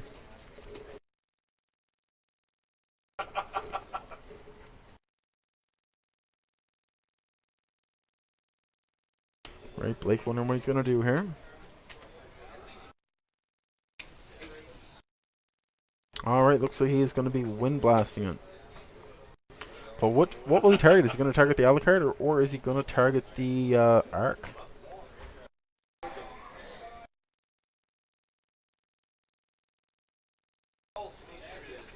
Alright, looks like he's going to be attacking the face down Squamata. Oh, okay. Blake actually let the Wind Blast dog without using it there, so both of Steven's monsters are going to remain on the field. And he's going to be using the effect on the Arc, getting rid of that last material. So Steven should be in a position to be able to summon Judgment Dragon right now. However, because he controls 2 monsters, it's not really a great time to do so, since he will be taking out his only field presence. In addition to not really doing much to Blake at this point. Winda can't be destroyed by card effects. I should say by the opponent's card effects. And Blake is going to, in the end phase, is going to be using Needlepug Nest. Kind of interesting to see that here, actually. That's more so something that you'd see in Lightsworn Rulers themselves, not being played against them. But a dangerous card nonetheless. He can make 5 mills from the deck, and any Burning Abyss or Shadal monsters that he hits could very well result in an extra card for him. And let's see what the mills are going to be. Oh. A little bit of dialogue between the players here. Might just be coming to an understanding on something. Oh, and there's the mills. We got a Torrential Tribute, Shaddoll Fusion, Super Poly, Curry Bandit, and a Tour Guide. Very, very bad mills from Blake. Nothing unusual if you've ever played against him. Blake probably has some of the worst luck ever when it comes to milling. And as you can see, he lives up to his reputation. So just nothing but a big fat -1 from the Needlebug Nest. Not really getting rid of anything useful at all. Alright. So the question is, what is he going to be doing the rest of his turn? He cannot summon more than once due to having Winda on the field. And he does also need to be aware of that that inevitable Judgment Dragon who will be coming out pretty soon. Looks like he doesn't do anything. He just passes over to Steven. And is Steven going to drop the JD? No, he just actually sets a Necrogardener from his hand. Unless he wants to get that in the graveyard, he's going to summon. Yes, he does summon the Judgment Dragon to the field. Does Blake have a response to the summon before the effect activation is declared? No, so the effect is going to activate, and is it going to resolve? No. Oh, he's got another Needlebug Nest. He is going to risk it. Lucky enough, if he does hit something, he may be able to get a bit of a field back, since that will... anything that does hit the grave at this point is going to resolve in a separate chain. He does Wind Blast and discard Graph. So he will be able to get a summon off of Graph. And we get the 5 mills here. Lure of Darkness, Reki. Oh no. Oh, terrible, terrible mills again on Blake's part. We got the Raigeki, the Shaddoll Fusion, the Lure of Darkness, and the Graph, which was already in the graveyard. Blake's luck is really, really, really bad at this point. You don't see mills that bad very often, but when you do, it's a magical, magical experience. But such is the risk that you have when you're playing cards like that. So right now, Steven left with absolutely nothing. Blake with his Winda out. Scarm that is going to be destroyed because there's a non-Burning Abyss monster out. However, he can get a Tour Guide or another Burning Abyss monster from his deck to his hand, be able to make a follow-up play. However, Tour Guide not really going to do a whole lot just because Winda's still on the field. But even in this case, Steven does not have any cards to play with at all. So it's really just going to be a matter if Blake can field enough monsters to be able to push for that last 5,500 damage and end round 1.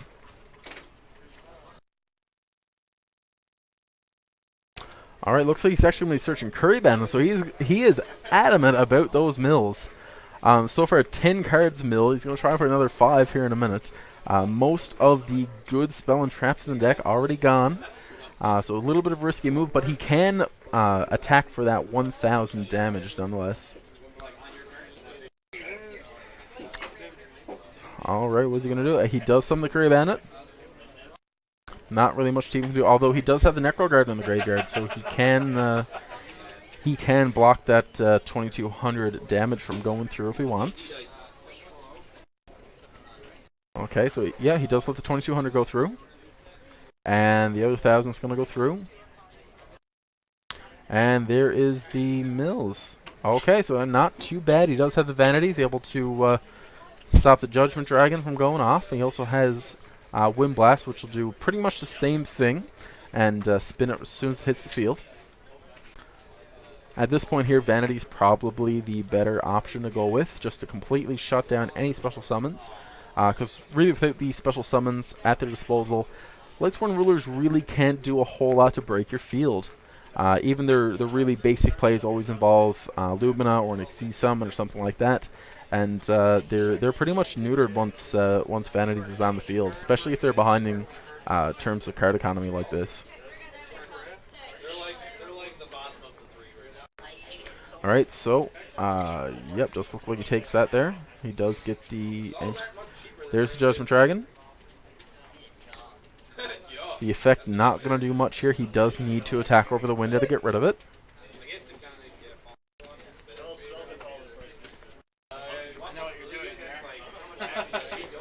Alright, just getting it figured out there. So, yep, he is going to be attacking over the window. 800 damage. Window is going to be sent to the graveyard, but Blake will get Shaddoll Fusion back.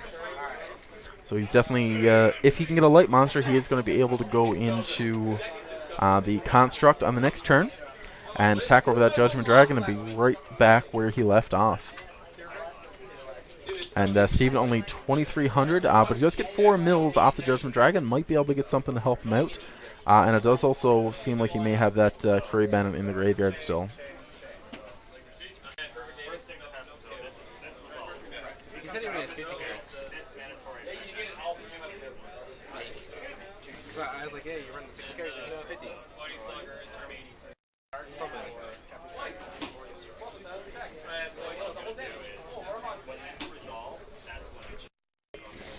that. Alright. So we're finally going to see play go back over to Blake here.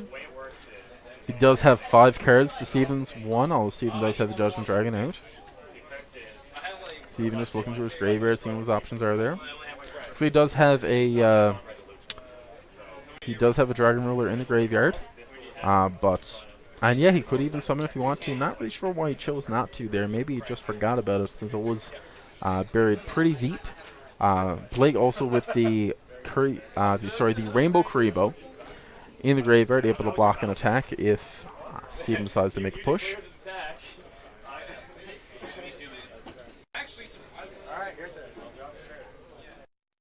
Alright, plays back over to Blake. What is he going to be doing? He is analyzing his option there now, but he does need to get this Judgment Dragon off the field to be able to win this game.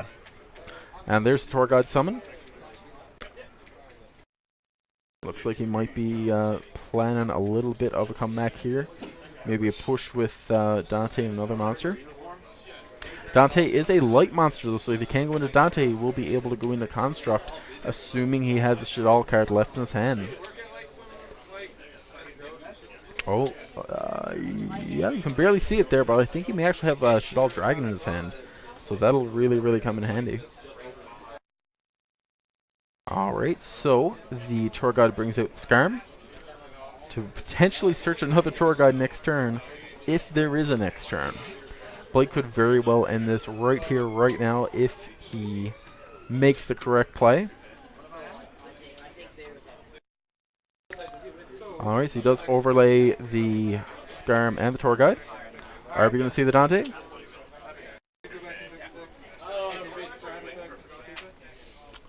Oh, he's considered. Oh, he went for Nightmare Shark. And oh no, Steven still has 2,300 left. This will not be able to end the game whatsoever. Oh, he does have the set Wind Blast though. So he will be able to get Judgment Dragon off the field, and he will stop Judgment Dragon from using the effect next turn by getting Steven down to 300 life points.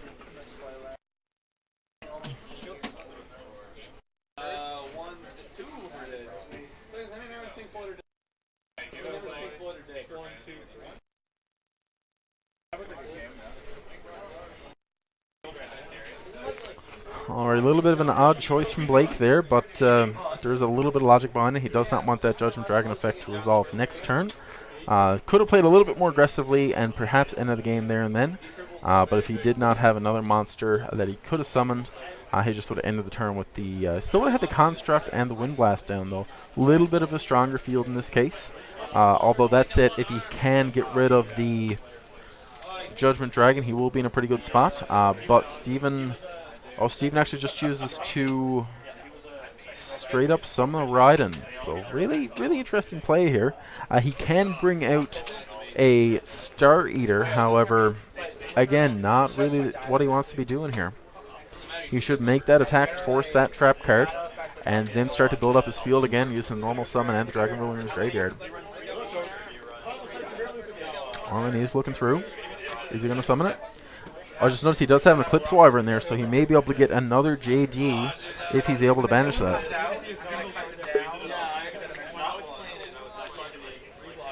Oh, and no. No, he cannot. He only has one dragon in his graveyard besides Tempest.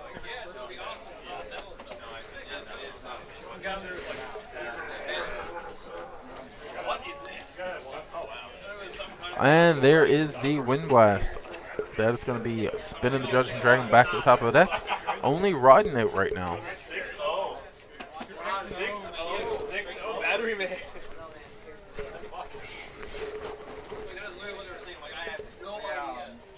The guy that comes out can sell me something.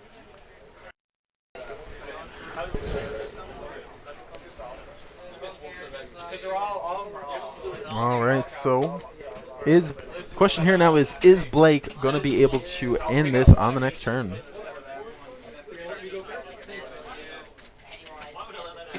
He is in a really, really good spot here. He does need to be able to field at least one more monster and attack over the ride and be able to take game this turn before another Judgment Dragon hits the field.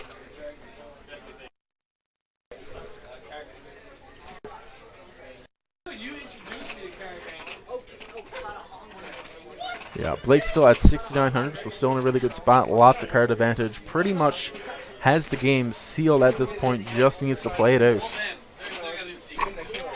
Oh, and his Rainbow Karibo is banished. The Kariban is damaged. Are we going to see it? And there is the clutch BLS for game. Nothing that Steven's going to be able to do at this point. Even followed up with a tour guide just to add insult to injury. And once this is played out, that is definitely going to be game right here, right now. BLS can just attack over the ride and attack again for game. Banish ride and attack with the other monsters. So many other options here. It's great because you get like a 1 for 3. Yeah, but in general, like you get a 1 for 4 or 1 for 3 half the time. Yeah, so we do have the I pay 1 for 3. Okay, no problem. the Seer, which should be in defense actually, but not really going to matter much at this point as Blake makes his push. Attacks with the Black Soldier. Steven thinking about something there.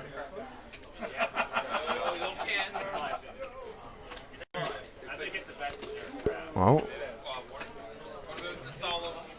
what it does, just kind of sorting it all out there, and looks like that should be game now. Does he have? Yeah, he does have a Necroguard on the left, but it is not going to stop the rest of the monsters from sealing game 1 for Blake now. Yeah, definitely. Definitely a couple of dangerous plays from Steven, but in the end, Blake did just overwhelm him with not only the slightly stronger deck, but also, you know, that methodical play of getting ahead and staying ahead. All right, so while the players decide, we are going to be actually getting a guest commentator in here in just a few minutes, so you guys stay tuned, and we will be back with shortly.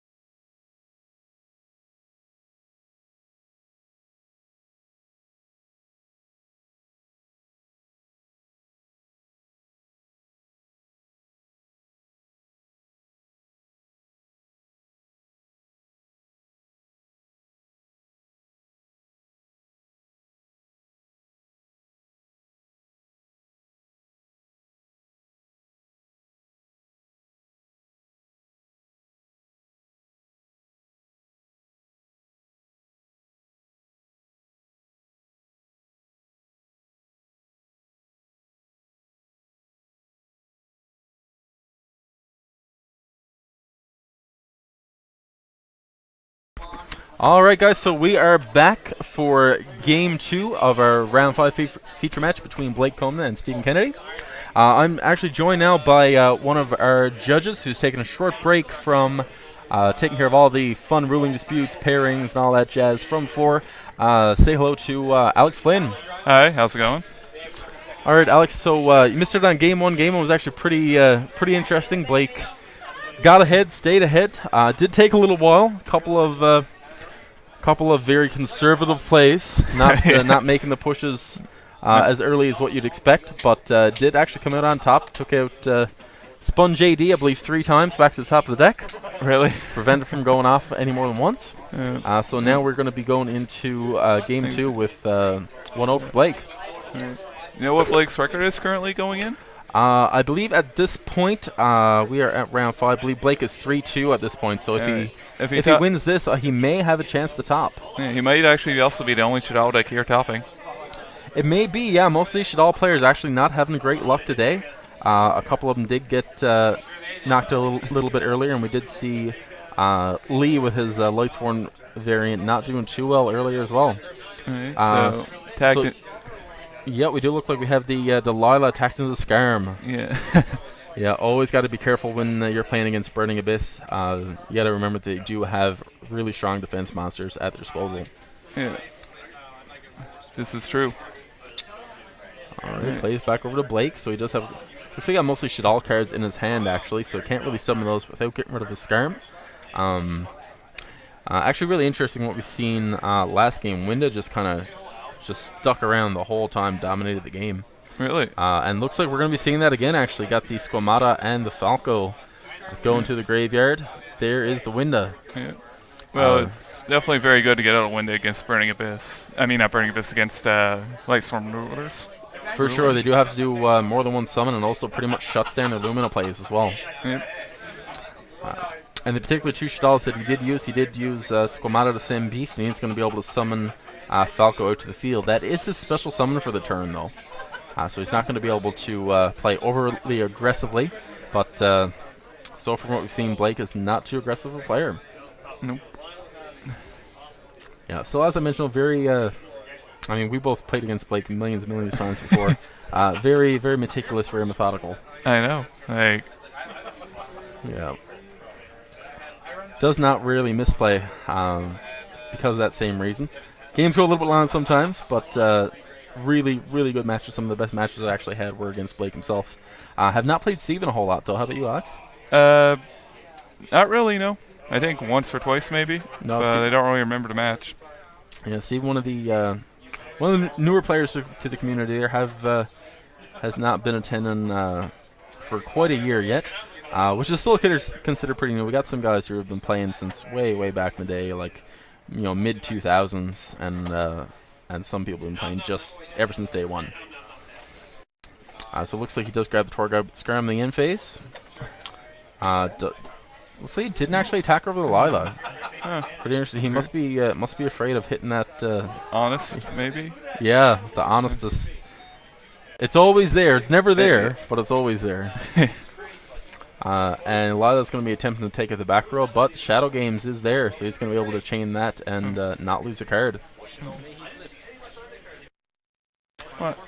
Why normally don't find Lila that good against Shadows, because almost all her traps chain. Maybe Vandy's. They do run a lot of chainable cards, and especially against this build as well, which is running the Burning Abyss half. The Burning Abyss, and fun thing I actually found out last round, it's actually not running the Artifact Engine anymore in this, so we did have the original deck name incorrect. Do apologize for that. 50 card Shadow Abyss minus my artifacts. The actual deck is actually going to be 50 card Shabis, no artifacts in there this time. Although we did see a lot of Rainbow Karibos and Kuriban this last game, so really. So 50 card Rainbow Shabis. Really, what we're going to be calling that today is 50 card Curry Shabis. That's we have now witnessed the birth of a new build here today at the Avalon Championship. Yeah. Looks like Blake is really building up his field there now. Steven, again, with only the Lila in defense, may not have gotten a great hand. That's the thing about Lightsworn Rulers. When you brick hard. That's true. I'm not sure why he showed us this Echo Gardener. No, it looks like just confirming it to Blake there. Okay. But he pointed it up to the camera. Did he? That was kind of weird. That. I guess he does have an attachment to the Necro Guardian. Possibly. Yeah. Good card. Good card. Yeah. Stop the OTK. Shaddolls are pretty good at doing that now. Especially now with El Shaddol Fusion. Blake not running that today. Not even one copy? No, I was surprised as well. Definitely a really, really good card. That's kind of what still makes him dangerous. That El Shaddol Fusion able to turn a regular aggressive move in the game at any time. So looks like Steven's going to be summoning a Garoth. Potentially going to be tacking over that Falco. And may be able to plus off of Garoth in the end phase if it lives that long. I assume he did Xyz in order to get rid of Winda. That's another option as well. He could have went into a Castle. Looks like Blake actually has the different dimension ground. So anything that emails will be banished. It is going to be banished. That's really, really nasty for Steven here. So today Garoth will not get the draw effect too, even if he mills the Blake actually getting up. Looks like he may actually be doing a judge call here. Yep, we do have a judge heading into the room. Probably just a question of whether or not the cards still get sent, which they do in this case. They do still get banished.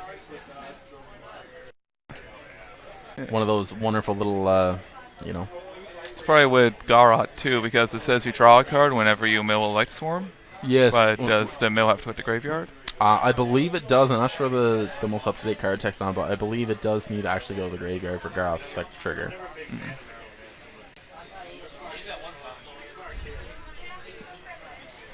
Alright, so we got the judge right there fixing that. Blake on his phone there for a minute. Checking the time, I guess. Definitely, Lightsworn Ruler's definitely not a deck that you want to go into time to. No. They can just make a really, really huge push, do enough damage to the point where you may win the game eventually, but you're definitely not going to be able to get your life down anytime soon.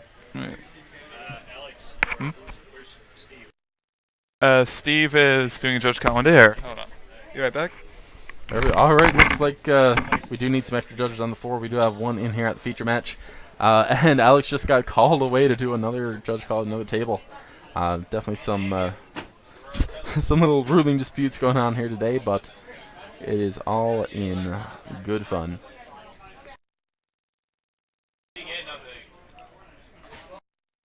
Yeah. Big special thank you actually to Alex as well as Steve Butt, who's on here a little bit earlier today doing commentary for rounds 3 and 4. Big thank you to you guys. I know Alex, especially, fairly new judge, doing really, really good at his first big event here. And Steve has been judged for a while, just like myself. Again, bringing that experience to the table, really, really helpful to not only us here at the event staff, but also for the players at the tables as well, bringing that great player experience for them. Looks like we're still waiting on the final call on the Garoth different dimension ground Lila ruling. Hopefully we'll have that back up and running here pretty soon. But that will also result in a time extension for these two players as well if they do happen to go to time.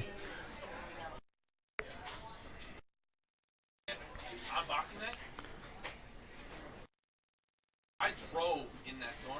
I drove before it started until after it ended. Alright, looks like we're almost done there. I left St. John's at 6. Yeah, and there are the banished monsters on top of the deck. Welcome back, Alex. Hello. Made it back. Quick ruling. Excellent, excellent. What matchup was it? Shaddolls versus Lightstorm Shaddolls versus Shaddolls, I think. Almost a mirror match. Almost. Close to a mirror match.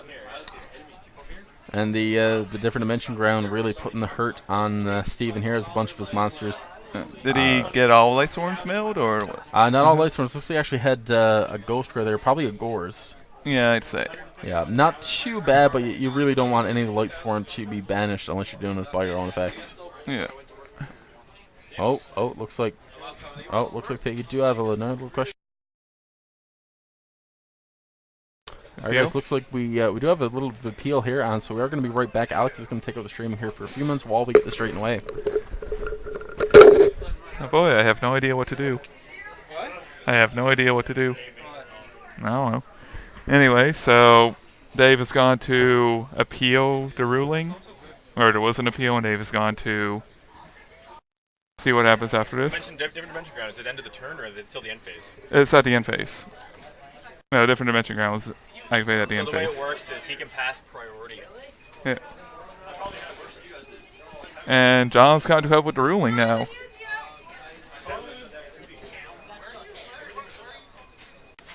What time are those guys at? Alright. So if they continue this like this, they'll probably go to time very soon.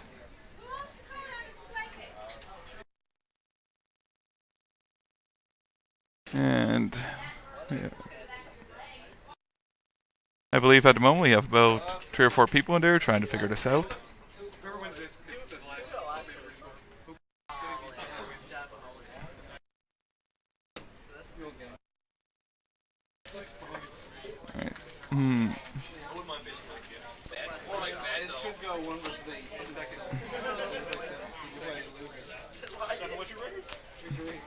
Alright. You can't beat him.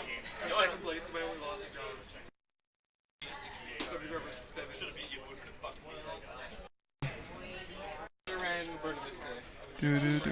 Obviously. I didn't know that was a thing.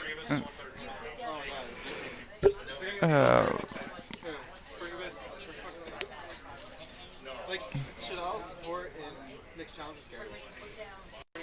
You don't have a hand if it's even you check. I think they've come to a decision. By the looks of people over to my left.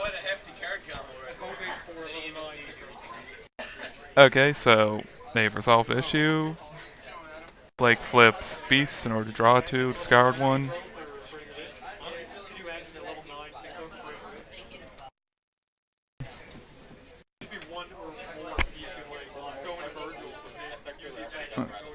Discards the Falco again to get a special for a turn. I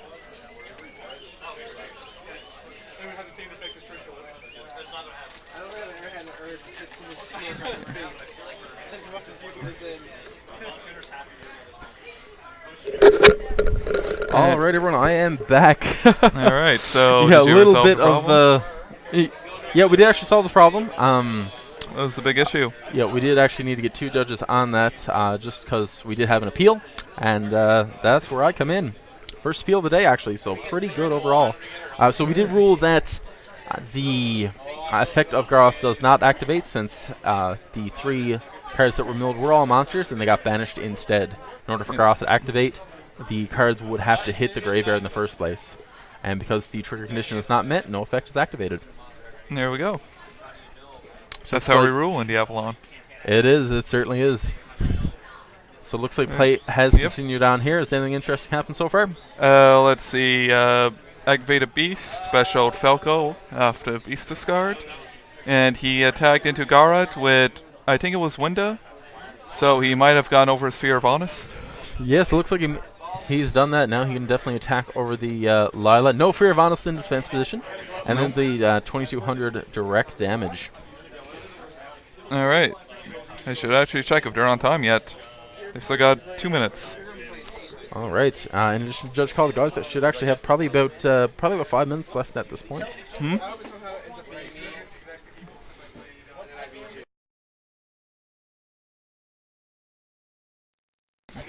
All right, they are still on round 2. Looks like Blake is doing really, really well once again. Has Steven down to 5150. Does have quite a bit of a big field. Appears to have 1, 2, 3, 4, 5, 6, 7, 8 cards. To Steven's either 5 or 6 there. So not too far ahead, but far enough that he's able to stay aggressive. And there's the Needlebug Nest. Blake did not have good luck with this last game. Maybe he'll do a little bit better now. He did get a graph. But that's That's And about it. whenever Graf summons will be automatically destroyed, won't it? I will, assuming he has a special summon already this turn. Oh yeah, he has. He special Falco. Oh, yeah, okay, so you can't special at all from that. Yeah. Oh. Should No, I don't. No, wait, no. This is he done it during. Oh, he did it in Steve's Steven's turn. Okay, Yeah. so has not special summoned this turn. So he is going to be able to send the Seer. Seer activates. Does he have a Skarm or a Dante he can use at this point? No, because he already summoned. Not the best choice. Instead, a little bit of a misplay. May not affect the outcome of the match. Probably not. I believe Steve has a Raikou set. It does look like it. Yep. So he can hit the back row, but that's about it. Nothing else is. he can hit Dragon too, because there's nothing for him to target with Dragon's effect. That's true. He does not have any spell traps out. Pretty usual of Lightsworn rulers. Yeah.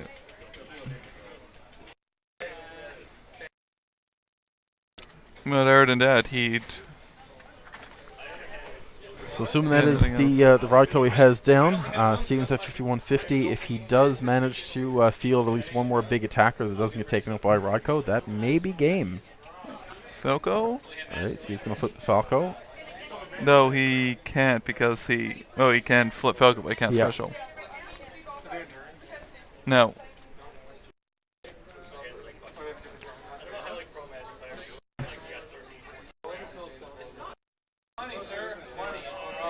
Alright, he's choosing the target for Falco carefully. Alright. Does one of us have to go in and tell him that? It's on I believe the last summon was on. Was in the last? Was on Steven's turn actually. Oh, was it? Oh yeah, it was. The Seer summon by Graf. Yeah. So he's going to be attacking. Flips the Raikou. What's he going to target? Winda? Oh, did he target Winda? He appeared to have target Winda, which.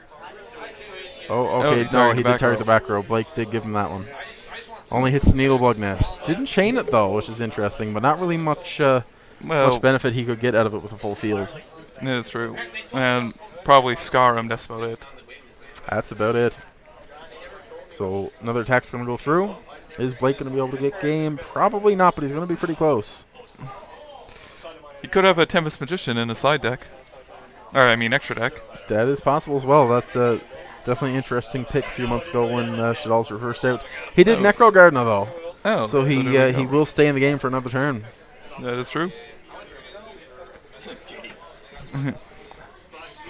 Yeah, the question here is, does he have enough Lightsworn monsters in his graveyard for a comeback? Or does he have any Dragon Rulers he can use to attack over Winda? He has a Diablos in his hand. Not sure if there's enough lights in his grave. That would definitely be another good option. Could get rid of that set monster. Oh, he's got the Book of Moon on the Winda. What are we going to see? All right. We can potentially see a big play here. 1, 2, 3, 4. Oh. Ooh, yes. Let's see. Is it going to be... Nope. It's Light Ray Diablos, actually. No Judgment Dragon. Nope. Oh, but he could send Winda set now, so that makes it a Diablos target. He can. He can get rid of either the, I believe, the set monster or the set back row. Yeah. Forcing the back row might be the best option in this case, since you already know what the that he has the set Hedgehog, I believe. Yeah. I believe it was Lizard. It was okay. It was Squamata. All right. No, I'm not. No, we're not. No one's on. That's a bad card. Don't run it. Towers sucks. Yeah. Towers is a bad card. Don't run it. It's bad. You'll never see it. All right. So it looks like you tried to summon an Aaron. We won't play it. Last week I did get first turn Towers against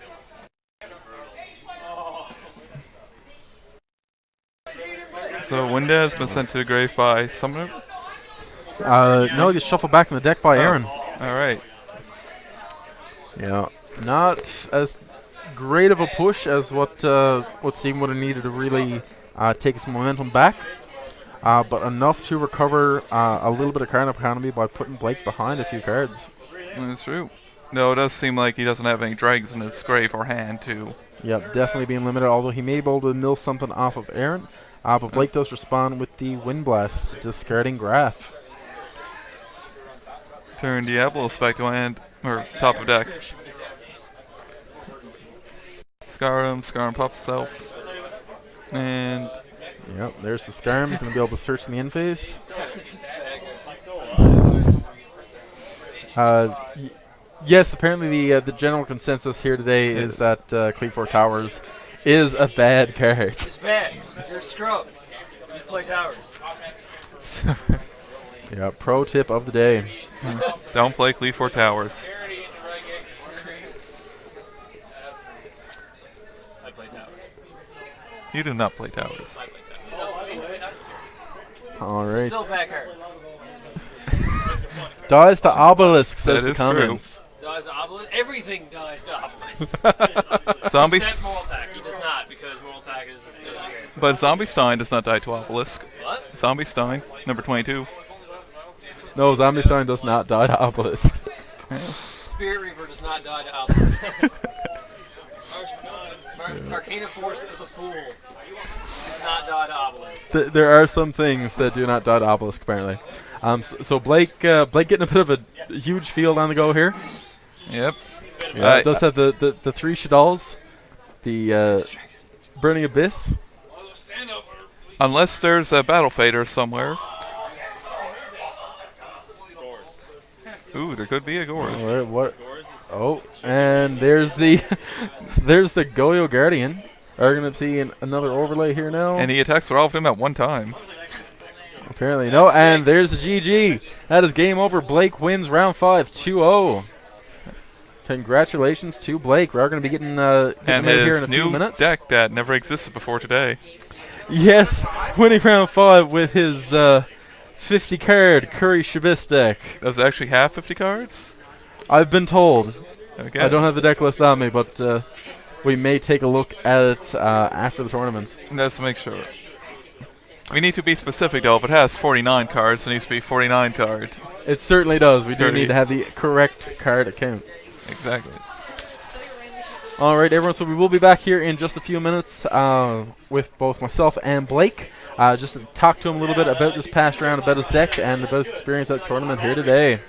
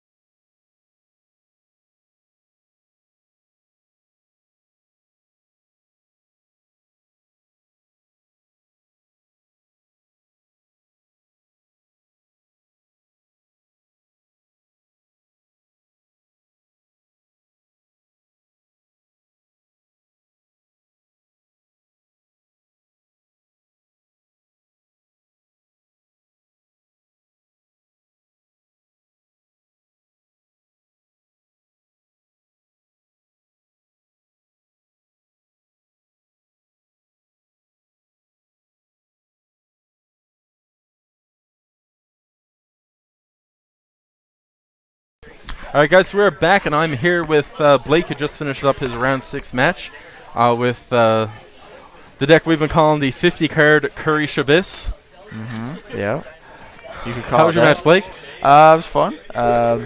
Went against an old enemy, Light Swarm, with a few Light Ray, a few rulers in there.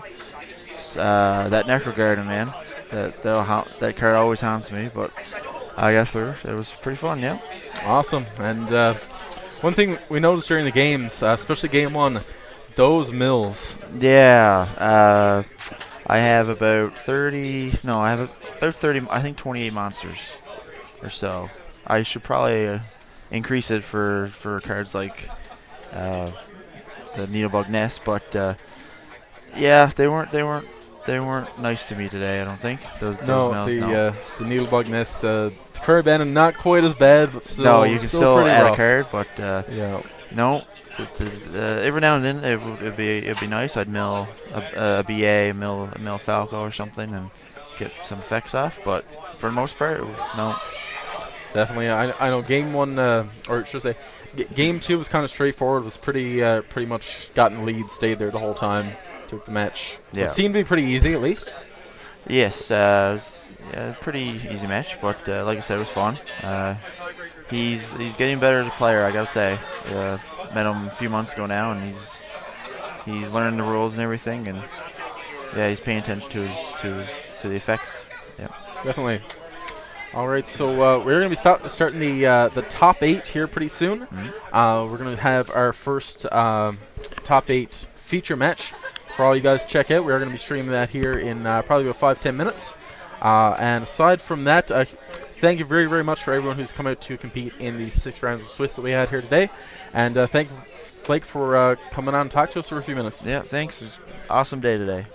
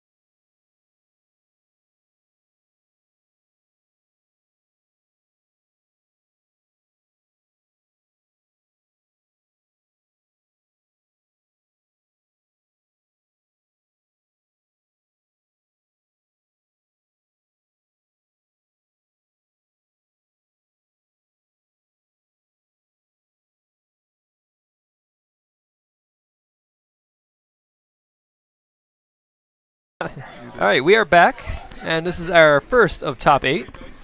Now, Single elimination? it is single elimination. All right. All right, so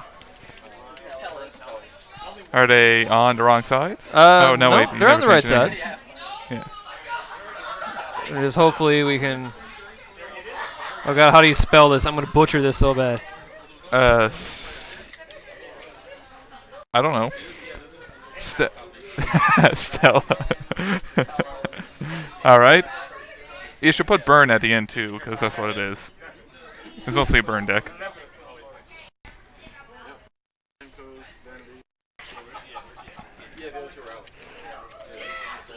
Oh, never mind. Hold on for a second. My Dankles, please. Thank you. I think that's how we borrowed for me. All All right. right, so this is our first round of top 8. Cleveland We have versus Cleforts versus Stachala Burn. Knights.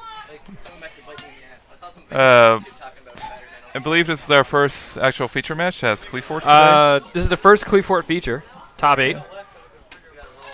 It's not. Apparently, it's already over. Yeah. Yeah, that's how good Cleforts are now. No, it's for Stella's. Oh, Apparently, they got wrecked so hard. it was over before it even began. All right, so we have our normal shoveling beforehand. Yep. Now, these guys actually face each other in Swiss. Did they? Yeah, they actually face each other in Swiss. In Swiss, John came out on top because Did of a they? nasty. I thought Miles won. Nope. Well, John did. He summoned Vanity's. No, that was different. I don't know if they face in Swiss. Oh, so Oh. No. No, that was Jeremy, right? yeah, Right. John played Darrow, the other Clefort player. Yes. The No, not John. Well, they No, both played. They both played Darrow, but doesn't Miles matter. They're played- playing here now. So we're gonna see who's gonna win. We're gonna have the big flying robots in the sky versus some dudes on the ground that like to summon things. They're even higher in the sky. They're Stellar Knights, Steve, What? because they're in space. So they're higher in the sky. You saying these things can't go to space? I don't know. Can Cleforts go to space? We'll see why not. Are any of them on space in their artwork? Based on like Judaism. I Anyways, where were we? All right, so I'm not sure who's actually going first. assume Oh, we they're- have Stellar Knights going first. we So had Miles opens the Rota. Looks like John has that searcher. yeah, that card we all hate. Yeah, that. Oh look, my name is MST written all over it, Mr. Scout. Yep. And we have the Rota. Looks like it might be for a Deneb, I think. Move your hand. Probably at a neb, yes. Move your hand. But I don't see why it wouldn't be at a neb. Yep, it's at a neb. there's Deneb. All right, sick. That's the standard search at the beginning. Usually it's pretty good. It's not bad. It's pretty decent. Yep. Card's decent. Okay. That's so- Deneb. And neb's the search. What's he going to look for? He's going to look for. It looks like a Vega. Vega? Yeah, it's a Vega. Bit strange. I assume he's got an Altair in Must hand. have LTR in hand. He's going to search the Vega. Possibly even El Sam in hand. Maybe another Rhoda, but he would have played it already. Yes, I do believe there's an Altair in his hand. Yes, there is. There is. There's And a breakthrough skill, which is horrible against Squillarts. it is. Oh, John, okay, pass the turn. That's Summoner's Art. So maybe he's going to bait him out. No? Okay. I know there's a breakthrough, but there might be something else. Oh, and he baited it. He baits it. That's Stellanova Alpha. Little does he know, he has another. Yeah, there it is. He's got it in hand. Yep. So that's good. He baited that out. Now that's a breakthrough skill, so that's not going to do anything. In fact, it's the opposite of good against Cool Lords. Because, sure, they want you to negate their effects. This is true. All right. Although the You know, only he has a time duality. He has a carrier, I believe. And the only time it would have any value would probably be to hit disc with it after it is Disc tribute. after the tribute's like the only time it's good. Yes. Well, you can negate the. Double attack of. Yeah, you Shell. can negate Shell, but you can just do it again next turn. Yeah. No, I think he forgets he was tributed by. No, wait. I don't know. Might be, anyways. Don't matter. Yeah, disc is the only thing you really want to hit with it. If you break through a shell, don't break through a shell. Unless it's volcanic shell, then you're really bad. So, all right. So you're gonna play the duality. All right, So so nope, he nope, will not be nope. special summoning this turn. No, he got oh, the Vanities, the Space, and another Summoner's Art. he will probably pick the Vanities. If I say the because- Vanities or the Art to be a backup, just in case he has something to get rid of the Scout, yeah, he's taking the Vanities. Yeah, like, because if he gets Vanities out against the Tellers and Yeah, just that's- one monster. Yeah, then- just basically what he can do now is really lock it down. Summon that monster, play the Equip, set Vanities. And Yeah. that's hurting. That's can't game. kill it by That's fi- basically game from there. Unless because he already played the Alpha, so Yeah. he's out in Alpha. You can try to burn him to death. He could. That'd be... okay, looks like there's a Helix, actually, not a Carrier. It's a Helix. But he has a carrier in hand, too. He does have a Carrier in hand. Oh, he's attacking. And, of course, you can't break through that because that'd be kind of bad. Yeah. So let's does actually increase attack the for attack. 28 instead, or 27. 27? No, against 300 from this. Yeah, against 300. And negate his effect, it goes Yeah. to 24. It goes to 27. All right. Oh, and he drew the Warning. So Warning's very nice to draw, just not right now. Well, then again, if he tributes him, he can negate the summon, but he can still get the search, and he can still panel him. Now, he could try to bait out the Vanities, because then Yeah, he'd but have how to does he know he has the Vanities, right? He That's- knows he has Vanities because it was... He duality for it, right, so Yeah. he knows. What am I saying? He does know he has it. Okay, so he's playing the Vega. John's like, you're actually playing Vega? No. Vega's not really see that often in Style Knights, are they? I don't think so. No, I don't... No, I don't think they've seen that much. You might be No. waiting for the Vanities? No. Yeah, okay, Yeah, there's the so- Vanities. Yeah. So, So, now he's going to have to pop it in order to tribute. Yes. However, if he's smart, he's not going to pop it. Because Yeah, what's he it going does. to do? Honest? He might, actually. He might lose some damage. It won't get the kill because he can't be killed by battle. Yeah, but... oh, it is true. So, All right, and of course, Vanities won't destroy it if he sends his Miles sends Honest to the grave. If John plays Honest, I'm be questioning why he's playing Honest in an all Earth Machine deck. But There's some weird strategies going on. oh man, It looks like he's searching with Scout. yes sir. Why wouldn't you? Uh, Oh, but oh no, he's going for it. He doesn't know he has the disc. Oh no. No, Wait. not by disc. I mean solemn. How did I mix up disc? He's searching disc. That's not disc at all. That's shell. What am I talking about? He searches Well, shell. He's probably playing to pop whatever. Well, he's going to tribute. Okay, there's the tribute for shell. And there's the warning. So he goes to grave. Vanities goes. However, he does get the search off the. Off to... Carrier pops the remaining back row, which is the breakthrough skill, which is kind of useless at the moment anyway. But he does get the search off the equip spell. And he does have the tool, so therefore, depending on what he's searching for, he could make the scales and actually pendulum summon. Vega's part of the big three? No, you don't play Vega. Vega's crap. Yeah. No, I'm just kidding. Let me see. So he's going to search out. That looks like a carrier. That is a carrier. So now that's a scale of 1, so he can actually finish the scales. But what can he bring out in this Well, he bring scale? out the carrier. There's a carrier. Anything else? And that's what he's bringing out, the carrier. All right. And the Helix. From hand. However, now Miles is kind of down, but he does have that the Altair, I believe. He does. So, Yeah, he does have the Altair. He has all monsters. in his hand, so... Ooh. Do you know what we have... what John has face down? Oh, another monster. All right, so he summons the Altair. John does have a wire tap down. But however, that's not going to come into play at the moment. All right, so Altair starts summons back Vega. Vega specials from the hand, which is going to be... Well, some. Oh, that's some. Oh, but the Torrential. Ooh.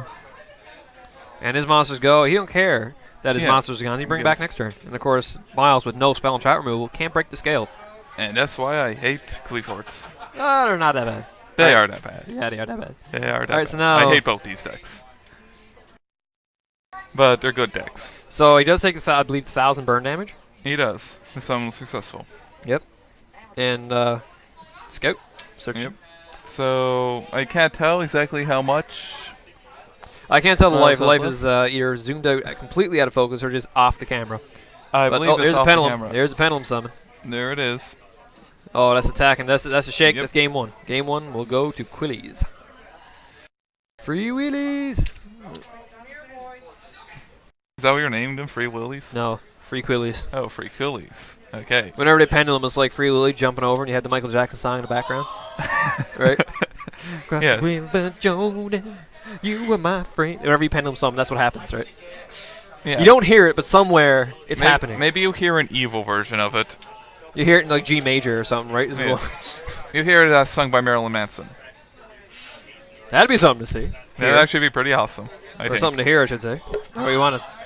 It'd definitely be something. Oh man, it'd be something. All right. So we have our starting for game 2. Now this is single elimination, so Miles pretty much Needs he's to hating. win. Oh, I believe I just saw with that Battle Guard howling. I know, that card is awesome. Oh, that card is so good. It's a little situational, but it's funny when it's like, what? Yeah, well, hit a Cleveland Scout. Hit the what? I mean, not Scout.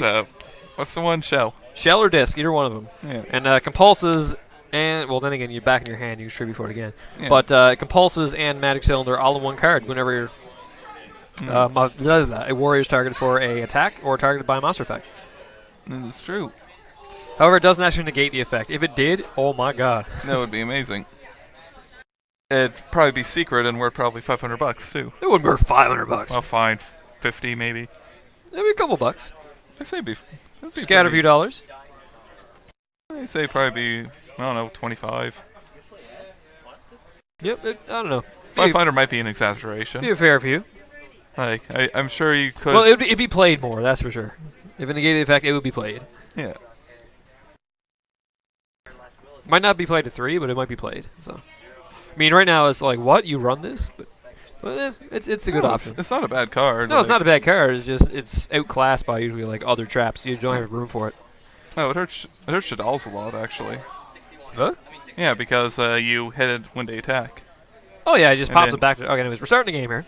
So I believe Miles is going to go first. If not, then John opens 2 Night Beams. Oh no, okay. So he summons a Deneb. Why would you have Night Beam against Cleforts? No. He had Night Beam. Oh. Looks like he has. No, it's a Typhoon and a Night Beam. Okay. Yeah, man. Night Beam and Quillies are so good. It's like, oh, you got that Fairy Wind? I'm going to pop it as much stuff as I can before I play Scout. That way you won't get screwed over when they Fairy Wind you. Or Spell Shattering or X card here. Does he have a Scout though? No, he does Ooh, not. There's that Vandy's. He's going to blind MST first. Oh, man. That is the only way to play MST. Is he blind? He's hitting the middle. I know. What's he doing? He's seeing if he's going to chain anything. Nope. He Battle Guy, why? Oh, okay. Well, there it goes. Night Beam. Night Beam. Oh, there's another one gone. Get rid of that. What is it? He can't chain to it, though. Ceasefire. Ooh, ceasefire. Well, I have to sneeze. summon Scout. Or summon Shell. That's a Shell. Shell's 18. That can attack over. Oh, no. Now it's 21. It can't be popped by battle, so there's no worry about Honest in his hand now. Which there's not. I believe his hand is a Vega and an Altair. I know. So I don't know what that back row is right now, but hopefully it's something to save him. Hopefully, because with that Vandy's Oh, but and it's skill but drain, the skill drain. Effect Vega. Play that skill drain, son. Play that. Oh, Vanities. Oh, Vandy's. All right, he's gonna bait it. Skill drain. Nope. All right. Alright, I guess he wants to save skill drain. Oh. What? Oh, he top decked it. I suppose he just ended his turn. Top decked the carry, so I believe he's gonna summon it. He's attacking carrier. He's attacking. Oh, that's. Oh, this is bad position for Miles right now. Oh, he compulses. All right, that's decent. However, the Vanities is gone now. Yes, but there's still the skill drain. There is skill to skill drain. He doesn't know about that one yet. So unless he draws an MST. However, now he searches Tool. Yes, that is true. Oh, look at all 3 of them clumped together. Yep, so he does search the Tool, so now this is exceptionally bad because Miles has no answer to Tool. So, or Scout. God, why do I keep calling it by the OCG name? Scout. Scout. Bonk. If you keep saying it to yourself. Boink. All right, anyways.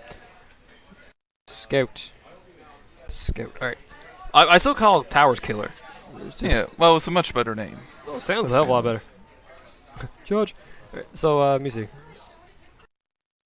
So John is, I believe, searching with Scout to search out possibly something to finish the scales. But no, he has no real monsters in his hand to pendulum. Sacrifice. That's a good thing to play. The fact you can search Sacrifice off Scout is silly. I know. That's why it shall be banned. Now he can't be popped by battle, which is one of the main things that I guess Stellas do. Is honest. Is a battle fader, so That's interesting. We live in. However, he's got that drain. Yep, there's that skill drain. So I don't think there's anything else Miles can do right now. I think Miles is stuck in a corner. Yep. He's got because right now it's like okay, I can if I draw space, if I live the next turn, which he will, he has a battle fader. Yeah. He's not dying. But not a skill drain, so oh man, that's so. If I was him, I wouldn't play. You played it. I'd just if I'd say if Shell didn't kill, I'd probably wait on the fader, but I guess not. So if he draws an MST now, he's kind of worrisome. He's like, I can MST the scout, the scout. I can MST the skill drain, but no. What does he have in hand? he has looks like an Altair. Okay, so it'd probably have to be skill drain. Otherwise, he's Well, dead. he hasn't drawn yet, so If he draws MST. I think there's an Altair in his hand. I'm unsure from this angle, but however, John's not done. Nope. John's never done. Leaf forts are never finished.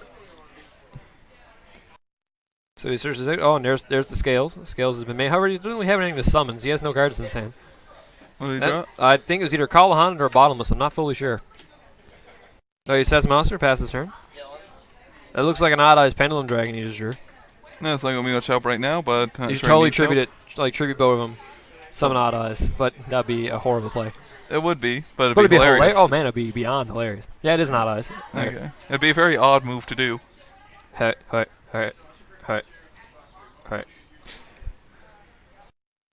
Oh, he's paying for scout.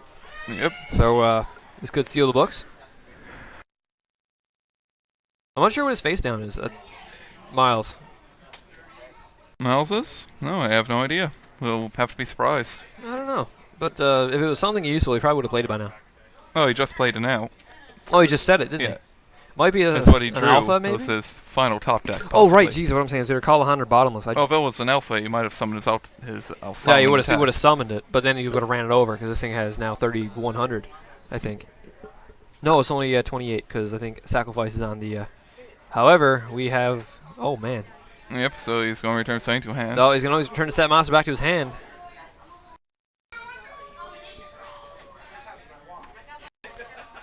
So there's the Helix. Yep, so he's going to probably go full pendulum scale. Well, scale's already up now. We have No, one. like, I mean, he's going to special summon. Yep, there's the everything. pendulum summon. Old Helix. Oh, man, this is not good. If that's a Mirror Force, that's going to save him. That's... No, If only- Faders. Is it? What is it? What do we got? Mirror Force? Oh, Call the Haunted. Wiretap. That's the oh, game. Yep, that's the game. There's the handshake. There's the handshake, and that is the game. Quillies advance Boo. to the top 4. Should I be impartial, or... Why should you be impartial? What are you talking about? It's called being biased is what you're trying to do. Yeah, what's wrong with being biased? Don't Have be it- biased, man. It's not very have- nice. Fine, I'll give Cleaforce benefit of the doubt. Benefit of the doubt. Yeah. Yeah, they're terrible. Deck's bad. Don't know why people play it. It's not bad, the problem is that it's too good. Oh, man. So let's see what they decided. All right, looks like the MSC, the faders, system downs. System downs are okay. Oh, the Flying Sea. Oh, that would cripple him. Completely. Flying Sea just shuts the deck down. I don't know what that was, but it was face down. Oh, he sided out a bunch of stuff. Oh, but Sided out the Book of Moon. no, that makes sense. Oh, under flip summon, they'll get another effect off, so that does make sense. I don't know why he slide out a skill drain, though. I guess because it's a burn variety of the deck. Yeah, maybe so. Don't want to lose a life, but he already had 2, and it seemed to work, so he managed to draw it.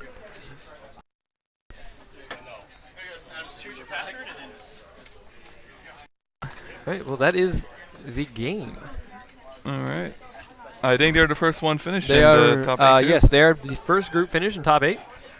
So John McCooley's move on to top 4. The other Cooley player is playing Rockstun. That might be interesting. Ooh, could be. Yeah, Rockstun is, they finish, I guess, Rockstun now next set when they get the summon negation. Because that stops Pendulum Summon. Oh, wow. Yeah, it's, I think it's a special summon. Or it's a summon in general. Attribute it to negate a summon. Oh. So that does include a Pendulum Summon, so, ooh. And of course, he's a 1900 rock, which you can get back with Block Golem and such. You want to interview Miles now? Or John? Miles, would you like to come have a small interview of what happened here? All right. Miles will be coming now to All right, have an we're interview gonna with Steve. small couple talk with Miles here.